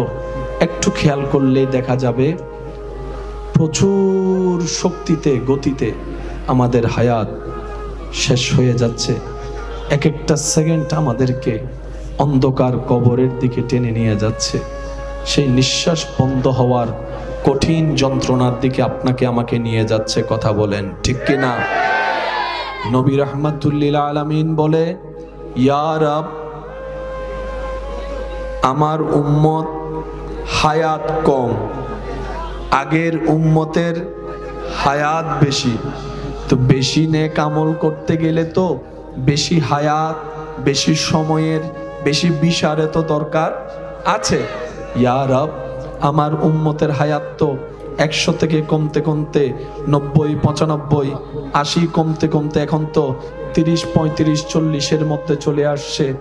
চোখের পলকেই মানুষ মারা যাচ্ছে। প্রত্যেক দিন পত্রিকায় খবর আসছে, কোনো না কোনোভাবে মানুষ মৃত্যুবরণ করছে। আল্লাহ গো, এই অল্প হায়াতে আমি নবীর উম্মত, তোমার আগের নবীর উম্মত 700, 800, 900 বছর হায়াত পানেওয়ালা উম্মতের প্রতিদ্বন্দ্বিতায় তো টিকতে পারবে না, সওয়াবে তো টিকতে পারবে না, তাদের আমলে তো টিকতে পারবে না। আল্লাহ, আমার উম্মত যদি তাদের সামনে ছোট হয়, আমি নবী বড় কষ্ট পাবো, আমি নবী বড় কষ্ট পাবো, আমি নবী বড় কষ্ট পাবো। কারণ আমি হচ্ছি উম্মত ওয়ালা নবী। নিজের পরিবারের জন্য এত চোখের পানি ফেলি নেই, এই উম্মতের জন্য যত চোখের পানি ফেলা হয়েছে। সুবহানাল্লাহ। আল্লাহ গো, আমার উম্মতকে তুমি বেইজ্জত করিও না, আমার উম্মতকে তুমি লাঞ্ছিত করিও না। আমার উম্মতের হায়াত কম, সওয়াবও কম, গুনাহও বেশি। আল্লাহ, তুমি একটু দয়া করো, কিছু না কিছু ব্যবস্থা করো। নবী বলছেন, আল্লাহ, আমার উম্মতের হায়াত কম, গুনাহ তুমি কোনো একটা ব্যবস্থা করো যেন আমার উম্মত অন্যদের মোকাবেলায় লজ্জিত হতে। রব বলে, হাবিব, আপনি তো मूसा নন। प्यार से कहो यार सुभान अल्लाह। আল্লাহ বলে, হাবিব, আপনি তো ঈসা নন, আপনি তো নবীদের নবী, ইমামুল আম্বিয়া, রাহমাতুল লিল আলামিন। আপনার শান যেমন আলাদা, আপনার উম্মতের শানও সব উম্মতের ভিতর আলাদা। ইন্না আনজালনাহু ফি লাইলাতিল কদর ওয়া মা আদরাক মা লাইলাতুল কদর লাইলাতুল কদরে খায়রুম মিন আলফি শাহর। সুবহানাল্লাহ। কি আরো জোরে বলা যাবে? পরিশ্রম কয় রাত, বেতন হচ্ছে 1000 মাস। হায়াত কমিয়ে দিয়েছেন, সওয়াব। হায়াত কমিয়ে দিয়েছেন, সওয়াব বাড়িয়ে দিয়েছেন, শুধু একমাত্র নবী রাহমাতুল লিল আলামিনের নিসবতের কারণে। আসুন একটু গভীরে যাচ্ছি, অল্প সময়। জান্নাতে যেতে গেলে যে সওয়াবের দরকার, এই সওয়াব অর্জনের 1000 মাধ্যমের একটা মাধ্যমের নাম হজ। কিন্তু হজ করতেই তো এখন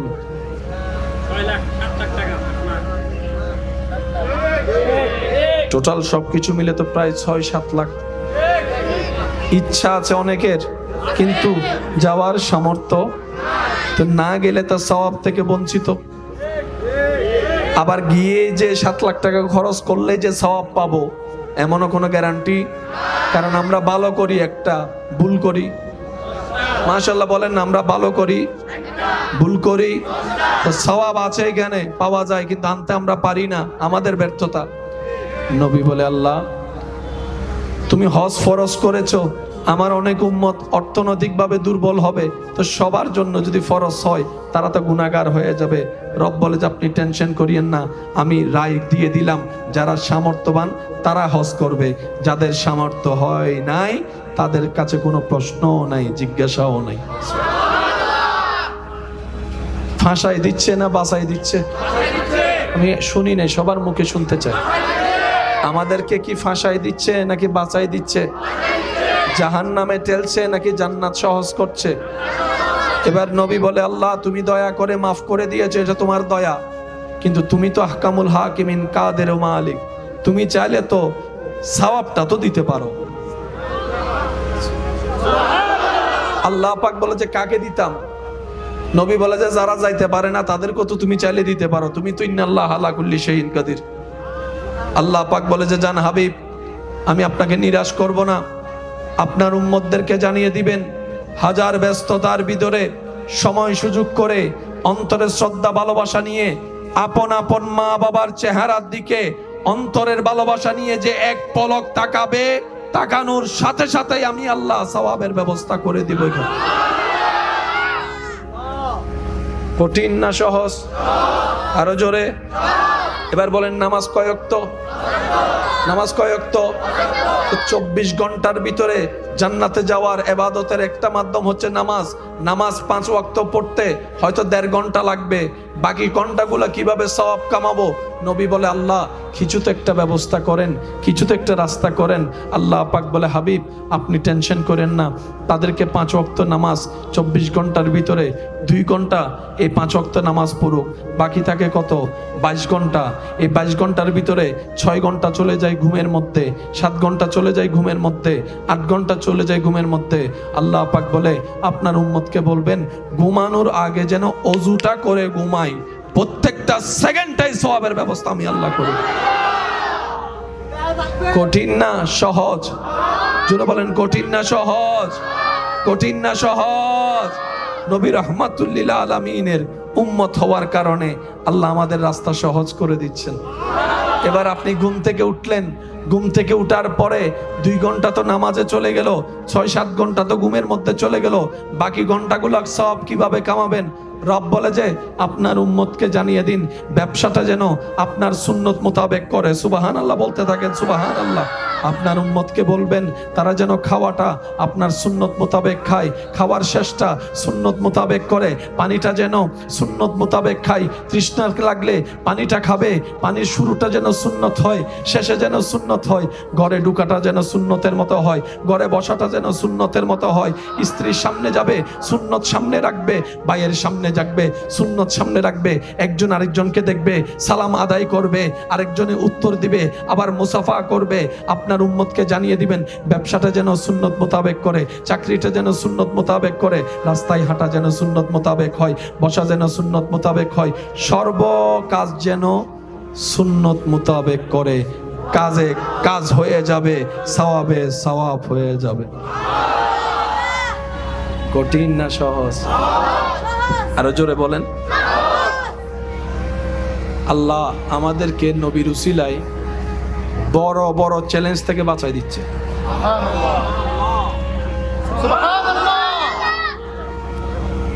আমরা জান্নাত পাবো না কেন জানেন? এটার বাস্তব প্রমাণ এখানে আছে। সুবহানাল্লাহ বলে গুনাহ না সওয়াব, এটাই আমরা নিতে পারি না। অনেককে দেখবেন আওয়াজও করছে না।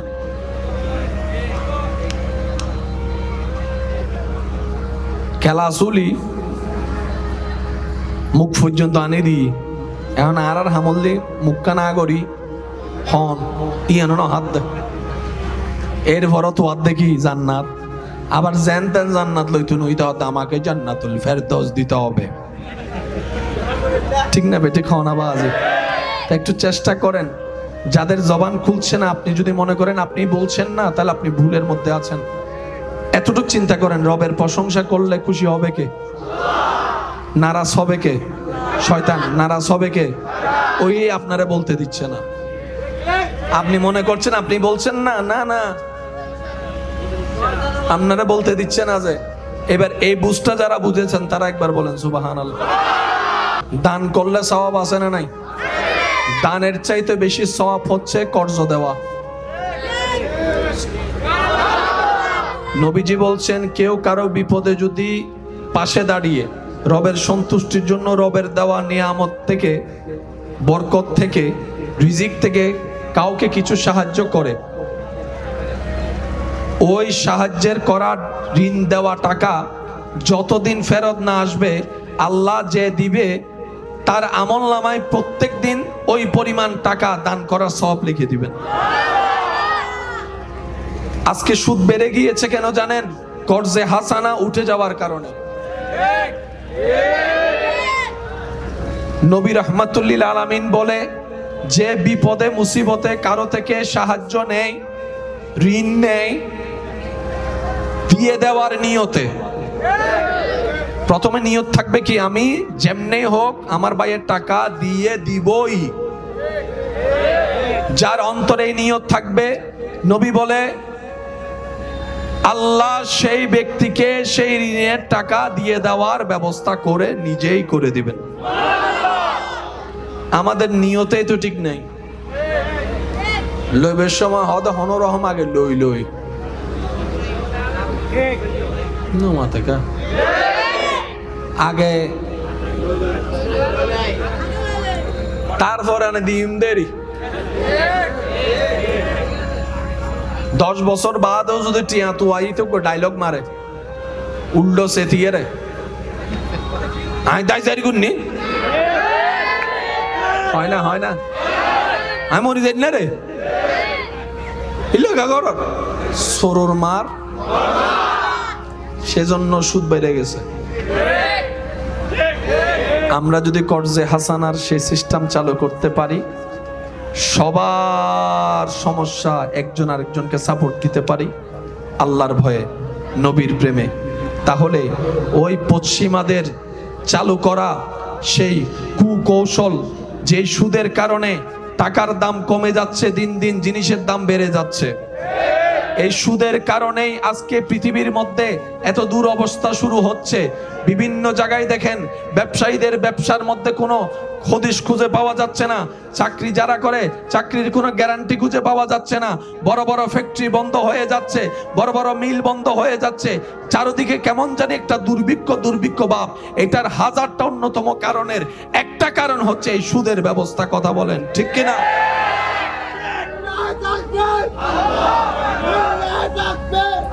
উচ্চ আওয়াজ একবার বলেন মারহাবা, আরো জোরে বলেন মারহাবা। আল্লাহ এবং রসুলের বিধানের বাইরে যতই যাব, নিজের পায়ে নিজে কুড়াল মারতে হবে আমাদের। আসুন, আমার কথা কি কে কষ্ট পাচ্ছেন? যারা সুদের সাথে লাগছে তাদেরকে জিজ্ঞেস করবেন, সুদ নেওয়ার আগে মনে হয়েছিল দেওয়া সহজ, লাগার পরে বুঝতে পারছে কত দানে কত চাল। আগে যা অল্পতে বরকত হতো এটাও নাই, এদিকে বাজে গেছে ওদিকে বাজে গেছে, কারেন্ট বিল আটকে গেছে, ঘর ভাড়া বাইক গেছে। তখন সে ভাবনায় পড়ে ভাবতে থাকে, আজকে থেকে 1.5 বছর আগেও তো অল্প ইনকাম করে মোটামুটি টেনশন ফ্রি ছিলাম, যা হোক দিছি তো, চলছি তো, হয়তো 19-20 হয়েছে, এখন তো তাই ডাইরেক্ট 11-20 হয়ে গেছে, ব্যাপার কি? অন্তর বলে তুমি তখন রবের দয়া নিচে ছিলা, সুদের সাথে লেগে নিজেকে তুমি দয়া থেকে দূরে সরাই নিয়েছো, সেজন্য বরকত বন্ধ হয়ে গিয়েছে। কথা বলেন ঠিক কিনা? আল্লাহ তাআলা আমাদেরকে একটু বুঝার তৌফিক দান করুন। বাবা বাবা কথা বললে আমার এমনি তো কষ্ট হচ্ছে। আল্লাহ তাআলা আমাদেরকে একটা নবী দিয়েছেন, সেই নবীর নাম নবী রাহমাতুল লিল। শেষ ভালো যার সব ভালো, তার আওয়াজ বড় করে দেন, নবী রাহমাতুল লিল। এমন একজন নবী, মাইকের আওয়াজ যতটুক যাচ্ছে একটু মনোযোগ, যাকে আল্লাহ সর্বদিকে বেমিসাল বানিয়েছেন। সর্বদিকে, একদিকে দুদিকে না, সর্বদিকে। যেই নবীর তুলনা করার মতো তুলনীয় পৃথিবীতে, বলেন না পৃথিবীতে, আমরাও মেয়ের বাবা, নবীও মেয়ের বাবা। সত্যি করে বলেন তো, নবীর মতো একজন দায়িত্ববান বাবা দেখান। জোরে বলেন, জোরে বলেন, জোরে বলেন, জোরে বলেন। আমরাও ইমামতি করি, নবীও ইমামতি করেছেন। যাই নামাজের উপযুক্ত নবীর মতো একজন ইমাম দেখান। শুনি নাই, শুনি নাই, আরো জোরে বলেন। লক্ষ কোটি ব্যবসায়ী, নবী একজন তাজের ব্যবসায়ী, নবীর মতো একজন ব্যবসায়ী দেখান। আমাদেরও জবান আছে, নবীরও জবান আছে। আমাদের জবানে সত্যের তুলনায় মিথ্যার অংশ বেশি, আলোর তুলনায় অন্ধকারের অংশ বেশি। আর নবীর জবান এমন জবান, যে জবানে জীবনে কোনোদিন একটা মিথ্যা বাক্য তো দূরের কথা, একটা মিথ্যা শব্দ পর্যন্ত বলে নাই। আল্লাহ যাকে স্বইচ্ছায় সর্বদিকে আলাদাভাবে তৈরি করেছেন, তিনি আপনার আমার নবী রাহমাতুল লিল। মাশাআল্লাহ, একটু জোরে বলেন, নবী রাহমাতুল লিল।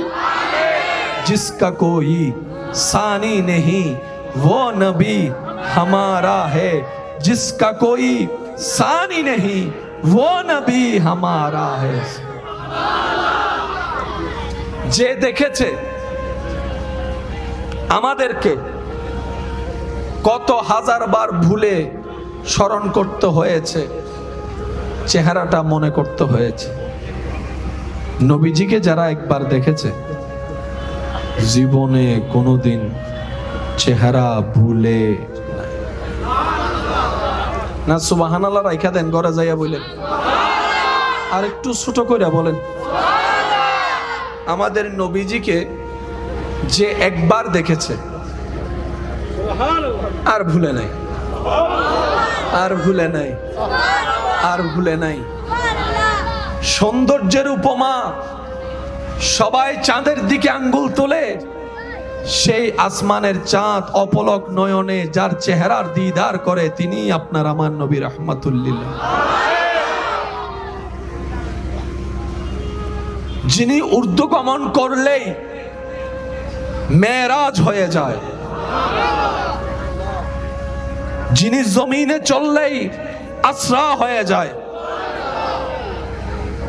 যিনি কাউকে শাদী করলে উম্মাহাতুল মুমিনিন হয়ে যায়, যিনি মায়ার নজর দিয়ে কাউকে তাকাইলে সাহাবী হয়ে যায়, যিনি রবের কাছে দোয়া করে চাইলেই ফারুকে আজম হয়ে যায়, যার মাধ্যমে দুনিয়াতে আসলেই হাতুনে জান্নাত হয়ে যায়, যিনি কপালে গলায় চেহারায় চুমু দিয়ে অন্তরে লাগালে হাসান ও হুসাইন হয়ে যায়, যিনি কাউকে যাই নামাজে দাঁড়ানোর অনুমতি দিলেই সিদ্দিকে আকবর হয়ে যায়, তিনি আপনার আমার নবী, আমাদের নবী। বলতে থাকেন আমাদের নবী, আরো জোরে বলেন আমাদের নবী, আওয়াজ দিয়ে বলেন কাদের নবী, কাদের নবী, কাদের নবী। যেই নবীর চোখ মোবারকের কোনো তুলনা হয় না, যেই নবীর নাক মোবারকের কোনো তুলনা হয় না, যেই নবীর রং মোবারকের কোনো তুলনা হয় না, যেই নবীর চেহারা মোবারকের ধরনের তুলনা হয় না, যেই নবীর হাত মোবারকের তুলনা হয় না, যেই নবীর হাঁটা মোবারকের তুলনা হয় না, যেই নবীর বসা মোবারকের তুলনা হয় না, যেই নবীর ব্যবসা মোবারকের তুলনা হয় না, যেই নবীর সংসার মোবারকের তুলনা হয় না, যেই নবীর তকরীরের তুলনা হয় না, যেই নবীর নসিহতের তুলনা হয় না। আমি শুনতে পাচ্ছি না আশেকের আওয়াজ, সুবহানাল্লাহ জোরে বলেন। যে নবীর চুল মোবারকের তুলনা হয় না, যে নবীর ভ্রু মোবারকের তুলনা হয় না, যে নবীর কান মোবারকের তুলনা হয় না, যে নবীর চলা মোবারকের তুলনা হয় না, যে নবীর নামাজ মোবারকের তুলনা হয় না, যে নবীর রোজার মোবারকের তুলনা হয় না, যে নবীর মেরাজের তুলনা হয় না, যে নবীর কণ্ঠ মোবারকের তুলনা হয় না, যে নবীর চরিত্রেরও কোনো তুলনা হয় না, তিনি আপনার আমার নবী রাহমাতুল লিল আলামিন।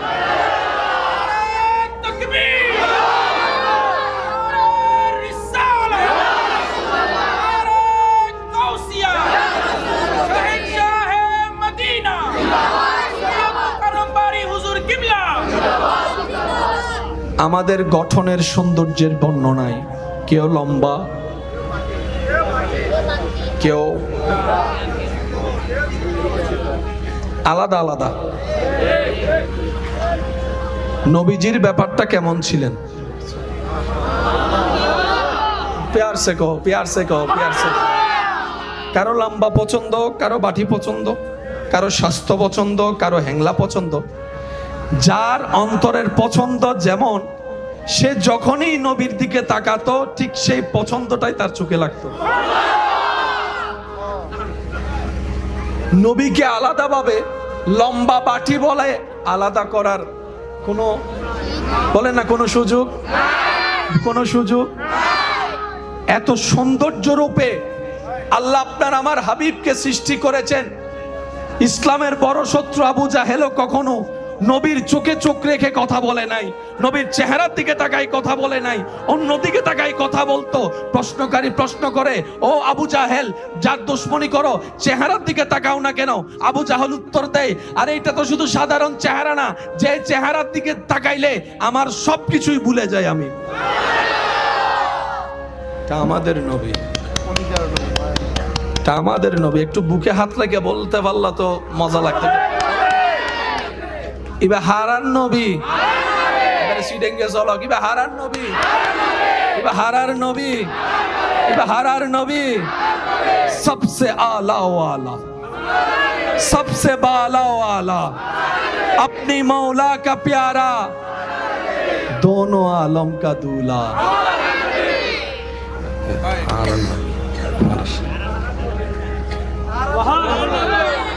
এক সাহাবার মেয়ের বিয়ে, সব আয়োজন শেষ, সুগন্ধি বাকি ছিল, শিশি নিয়ে নবীর দরবারে। নবীজি জিজ্ঞেস করলেন, সব কেনাকাটা শেষ? ইয়া রাসূলুল্লাহ শেষ, একটা জিনিস বাকি আছে। তো কোন জিনিসটা? বলে যে ইয়া রাসূলুল্লাহ একটু আতর, পারফিউম, ফ্লেভার বাকি আছে, তো কিনে নাও দোকান থেকে। সাহাবা বলে, ইয়া রাসূলুল্লাহ যেটা নিতে আসছি সেটা তুলনাওয়ালা কোনো পারফিউম তো পৃথিবীর বুকে নাই, পৃথিবীর বুকে নাই, পৃথিবীর বুকে নাই। ইয়া রাসূলুল্লাহ আমি ওই পারফিউমটা চাই না, ওই পারফিউমটা চাই যেটা মানুষে বানিয়েছে, হাত লেগেছে, আমি সেটা চাই না।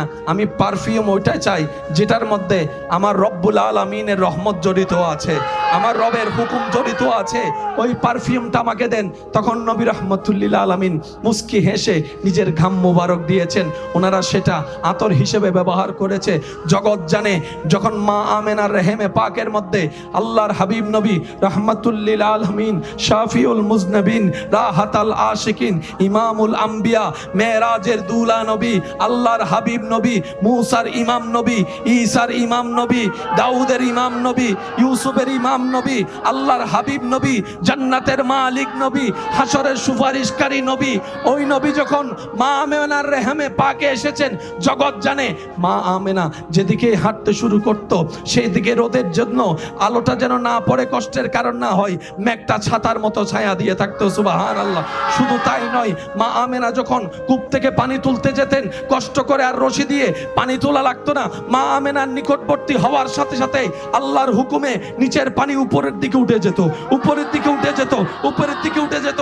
শুধু তাই নয়, মা আমেনার রেহেমে পাকে আমাদের নবী আসার সাথে সাথেই মা আমেনার শরীর থেকে এমন সুঘ্রাণ বের হওয়া শুরু করত, এমন সুঘ্রাণ বের হওয়া শুরু করত যে আরবের মক্কার মহিলারা জিজ্ঞেস করত, আমেনা কোন পারফিউম তুমি ইউজ করো, কোন ব্র্যান্ডের পারফিউম ইউজ করো?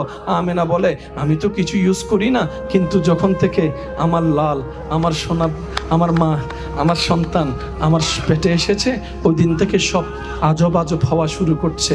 কেমন আজব? মেঘে ছায়া দিচ্ছে, পানি উঠে যাচ্ছে, কষ্ট কমে যাচ্ছে, শরীর থেকে ঘ্রাণ বের হওয়া হচ্ছে। আল্লাহ পাক বলে, আমেনা আমার হাবিবকে পৃথিবীর ধারার নিয়মে আমি চাইলে ডাইরেক্ট পাঠাইতে পারতাম, কিন্তু অনেকেই আমার নবীর মুজিজা দেখে নিজে নবীকে আল্লাহ বলে ফেলতে পারে, সেজন্য আমি সিস্টেমকে রেখেছি, নবীর বাবার ব্যবস্থাও করেছি, মায়ের ব্যবস্থাও করেছি। ও আমেনা, তোমাকে আমি আমানত দিলাম, আমার হাবিবের আমানতদারি করো, তোমার ব্যবস্থা আমি করছি যা দরকার। সুবহানাল্লাহ। দিয়ে তিনি কাদের নবী? তিনি কাদের নবী? যে নবী জমিন থেকে হাত বাড়ালে হাত চলে যেত জান্নাতের বাগান, যে নবীর চোখের সামনে জান্নাত থাকতো, যে নবীর ঘরের খাদেম হিসেবে আল্লাহর হুকুমে জিব্রাইলের মতো ফেরেশতা উপস্থিত হতো। কি শানওয়ালা নবী পেয়েছি আমরা। তো একটা জিনিস কি জানেন, ফ্রি পাইলে সেটা আমি আসলে বিশ্বাসও করতে পারিনি, যেমন এতক্ষণ চলবে, আরো আবার নর্মাল বয়সে না হাই বয়সে। আল্লাহ পাক ওই যে প্রথমে বলেছিলাম, আল্লাহ যতক্ষণ দয়া করে, কথাটা কি মনে আছে নাকি ভুলে গেছেন? আল্লাহ যতক্ষণ দয়া করে। আশিকিন ভাইরা মনোযোগ, সেই নবী যাকে আল্লাহ সর্বদিকে সবার থেকে কি বানিয়েছেন? আলাদা বানিয়েছেন। মূসা নবীর শান কোনো সন্দেহ নাই আজিম। ঈসা নবী আপন মসনদে আসীন। সুবহানাল্লাহ বলেন। ইব্রাহিম নবীকে আল্লাহ যা দিয়েছেন তা অতুলনীয়। আচ্ছা, একটা বড় চমৎকার বিষয় দেখেন, আমরা কালিমা পড়েছি নবী রহমতুল্লিল আলামিনের, আমাদের সাথে যা লেনদেন সব নবীর। কখন কে আসছে আসে নাই এগুলোর সাথে আমাদের কোনো লেনদেন, কিন্তু আমাদের নবীর উদারতা দেখেন। আমাদের নবী বলে, উম্মত আমার ভাই ঈসাকেও তোমার নবী মানতে হবে। হয় নাই জোরে। নবী যদি না বলতেন, ওনাদের পরিচয় করে না দিতেন, আজকে আলোচনায় ওনাদের জীবনে শোনার কোনো সুযোগ হতো না। নবী অন্য নবীদের পরিচয় করিয়ে দিয়েছেন। আমাদের নবী বলে, আমাকে তো মানবা, আমার শরীয়ত মোতাবেক চলবা, কিন্তু আল্লাহ যাদেরকে নবী রাসূল বানিয়ে পাঠিয়েছেন সবাইকে মানতেও হবে, বিশ্বাসও করতে হবে, ভালোবাসতে হবে, সম্মানও করতে হবে। তাহলে আমি নবীও তোমাদের উপর খুশি হয়ে যাব। কত সুন্দর সিস্টেম। আজকে এই জগতে এই সময়ে এসেও আমরা মূসা নবীর নাম ডাইরেক্ট নিই না, হযরত মূসা আলাইহিস সালাম বলি। ঈসার নামটা ডাইরেক্ট ঈসা বলি না, আমরা হযরত ঈসা আলাইহিস সালাম। এই আদবটা দরবারে মুস্তাফা থেকে শিক্ষা পেয়েছি। সুবহানাল্লাহ। সেজন্য মুসলমানদের অলংকারের ভিতর সবচাইতে বড় অলংকারের নাম হচ্ছে আদব, ভদ্রতা, যেটা স্বর্ণ জহরত হীরার চাইতো হাজার হাজার হাজার গুণ বেশি দামি। যার কাছে আদব আছে, এই কথাটা একটু মাথায় রাখবেন। আল্লাহর নিয়ামত আসে কয়েকটা জিনিস দেখে, তোর মধ্যে একটা জিনিসের নাম হচ্ছে আদব। যার কাছে আদব থাকবে আল্লাহর নিয়ামত তার কাছে আসবে। যার কাছে শুকর থাকবে আল্লাহর নিয়ামত তার কাছে আসবে। যার কাছে ধৈর্য থাকবে আল্লাহর নিয়ামত তার কাছে আসবে। এটা আল্লাহ পাকের ওয়াদা, মনে থাকবে ইনশাআল্লাহ। আর সেই নবী বলে, উম্মত তোমরা যখন নামাজ পড়ো আমি নবীর চোখ শীতল হয়ে যায়, আমার অন্তর খুশিতে আত্মহারা হয়ে যায়। উম্মতের নামাজ দেখে নবী খুশি হয়ে যায়। আমরা 5 ওয়াক্ত নামাজের সাথে বন্ধুত্ব রাখতে চাই কি চাই না? নামাজ কারা পড়ব, একটু মনোযোগ। হাত তুলতে হবে না ভাইয়া, হাত নামান। যাদের শান্তি দরকার তারা নামাজ পড়বেন, যাদের ইজ্জত দরকার তারা নামাজ পড়বেন, যাদের দিলের মধ্যে একটু প্রশান্তি দরকার তারা নামাজ পড়বেন, যারা রিজিকে বরকত চান তারা নামাজ পড়বেন, যারা ধৈর্যের লেভেল বাড়াতে চান তারা নামাজ পড়বেন, যারা শুকরের মধ্যে একটু উন্নতি করতে চান তারা নামাজ পড়বেন, যারা ব্রেইনের মধ্যে শান্তি চান তারা নামাজ পড়বেন, যারা শরীরের অলৌকিক ব্যায়াম চান তারা নামাজ পড়বেন, যারা রবের রহমতের চাদরের নিচে থাকতে চান তারা নামাজ পড়বেন, যারা জান্নাতে নিজের ঘর হওয়া স্বপ্ন দেখছি আমরা যেন নামাজ পড়ি। আমি কাউকে জোর করছি না, কারণ জোর করে আর যাই হোক প্রেম হয় না, ভালোবাসা হয় না, মহাব্বত হয় না। আর প্রেম মহাব্বত ছাড়া রবের সাথে কোনো কানেকশন হয় না। ভয়ে নামাজি আলাদা, প্রেমে নামাজি আলাদা। কত সময় তো টিচারের মায়ের ভয়ে নামাজ পড়ছে, মা বাবার বকার ভয়ে নামাজ পড়ছে, ওই নামাজি আলাদা, প্রেমিকের নামাজি আলাদা। সেজন্যই তো আপনারা দেখেন জুমার দিন মসজিদ ফুল হয়, অন্য দিন খালি আর খালি, খালি আর খালি। প্রথম তারাবির দিন মুয়াজ্জিন ইমাম হাফেজ সাহেবও ঢুকতে পারে না, বন্ধ। দরজায় গিয়ে একজনে বলে যে ভাই একটু জায়গা দেন, ভিতর থেকে মুসল্লি বলে জায়গা নাই, যাও। তখন উনি বলে আয়া বেসা পাই নুডু গিলে হারফি যদি নামাজ পড়িবে অত অচরি হুজুরের মন খুশি জায়গা নাই বিন্দু পরিমাণ 3-4 দিন যখন যায় একটু একটু একটু একটু কমে গেলি রে কই তোরা কয় হ্যাঁ গোয়িং টু মার্কেটে গেছি একটু ঘুরতে গেছি আর মার্কেটে ক্রেতার চাইতে বেশি ঘুরনেওয়ালার মানুষের সংখ্যা বেশি যারা সত্যিকার কিনে একটা দুইটা তারা একবার যায় দুইবার যায় আর যারা টট টট টট ইতারা ফুটিন পাইবে হয়তো টেরি বাজার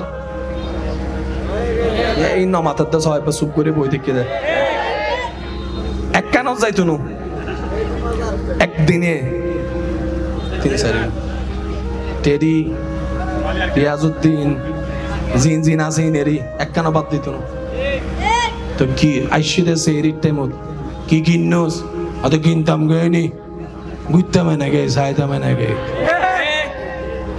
আসা নাইলে আল্লাহ আরো গরিবের তৌফিক তো আমিনও হর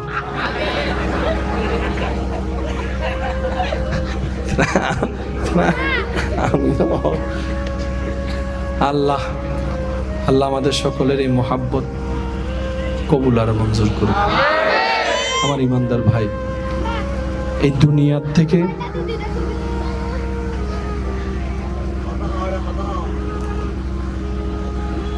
যে দুই একজন আমাকে ভালোবেসেন আবদার করে বলি, ভালোবাসলো দুনিয়া থেকে যেতে হবে, দুনিয়াকে ভালো না বাসলেও যেতে হবে একদিন। কথা বলেন ঠিক কিনা? আমি আবদার করে বলবো, বিপদ আপদ কষ্ট মুসিবত সবারই আছে। আপনারটা যেমন অন্য কাউকে জানতে দেন না, তারটাও আপনার কাছে অজানা। সবাই সবারটা গোপন রাখতে চায়, কিন্তু মুসিবত কষ্ট দুঃখ সবারই আছে, ভিন্ন ভিন্ন রকমের। কারো টাকা নিয়ে টেনশন, তো কারো শরীর নিয়ে টেনশন। আর যার মোটামুটি সব কিছু আছে, তার স্বামী নিয়ে টেনশন, নয়তো স্ত্রী নিয়ে টেনশন। আছে না নাই? বলেন না, আছে না নাই? এক একজনের টেনশন মুসিবত বিপদ এক এক রকম। তবে শুভ সংবাদ তাদের জন্য যারা সর্বাবস্থায় আল্লাহর পক্ষ থেকে হুকুম আসার অপেক্ষা করে। সুবহানাল্লাহ। নিজেকে সর্বোচ্চ ধৈর্যশীল প্রমাণ দেওয়ার চেষ্টা করে। রব্বুল আলামিন তাদেরকে এমনভাবে বিপদ কষ্ট থেকে মুক্তি দান করেন, যা তারা সহ্য করেছে 10 লেভেলের কষ্ট, সেই তুলনায় আল্লাহ 100 লেভেলের শান্তি কোনো না কোনোভাবে এনে দেয়। সুবহান। মনে রাখবেন ভাই, আল্লাহ এবং রসুল কারো জিনিস বাকি রাখে না। আল্লাহ এবং রসুল কারো জিনিস বাকি রাখে না। যে যা করবে তার চাইতে 1000 গুণ বেশি দেয়। আপনি নবীর উপর দরুদ পড়বেন একবার, ফায়দা হবে অনেক রকমের। আল্লাহ তাআলা আমাদের সবাইকে নেক আমলের জিন্দেগি করার তৌফিক দান করুক, আমিন। বিশেষ অনুরোধ সবার কাছে, কেউ যদি কারো থেকে জীবন চলার পথে কিছু টাকা ঋণ করে থাকেন, অতি দ্রুত সেই ব্যক্তি চাওয়ার আগেই তার পাওনা তাকে বুঝাই দেন। যদি সেটা আপনার সামর্থ্যের বাহিরে হয়, তাহলে ওনার সাথে সাক্ষাৎ করে একটা সুলাহ করেন। আমি কি বুঝাতে পারছি কথা? কারণ হাজার ইবাদত নেকির পাল্লা ভারী করলেও অন্যের হকের এই জিনিসটা আমাদের জাহান্নামে যাওয়ার জন্য যথেষ্ট হয়ে যাবে। সেজন্য বান্দার হকের ব্যাপারে সবচাইতে বেশি মনোযোগ থাকার চেষ্টা করবে। এই জবান যেন অন্যায়ভাবে কারো কষ্টের কারণ না হয়, এই হাত যেন কারো কষ্টের কারণে সাক্ষী না হয়।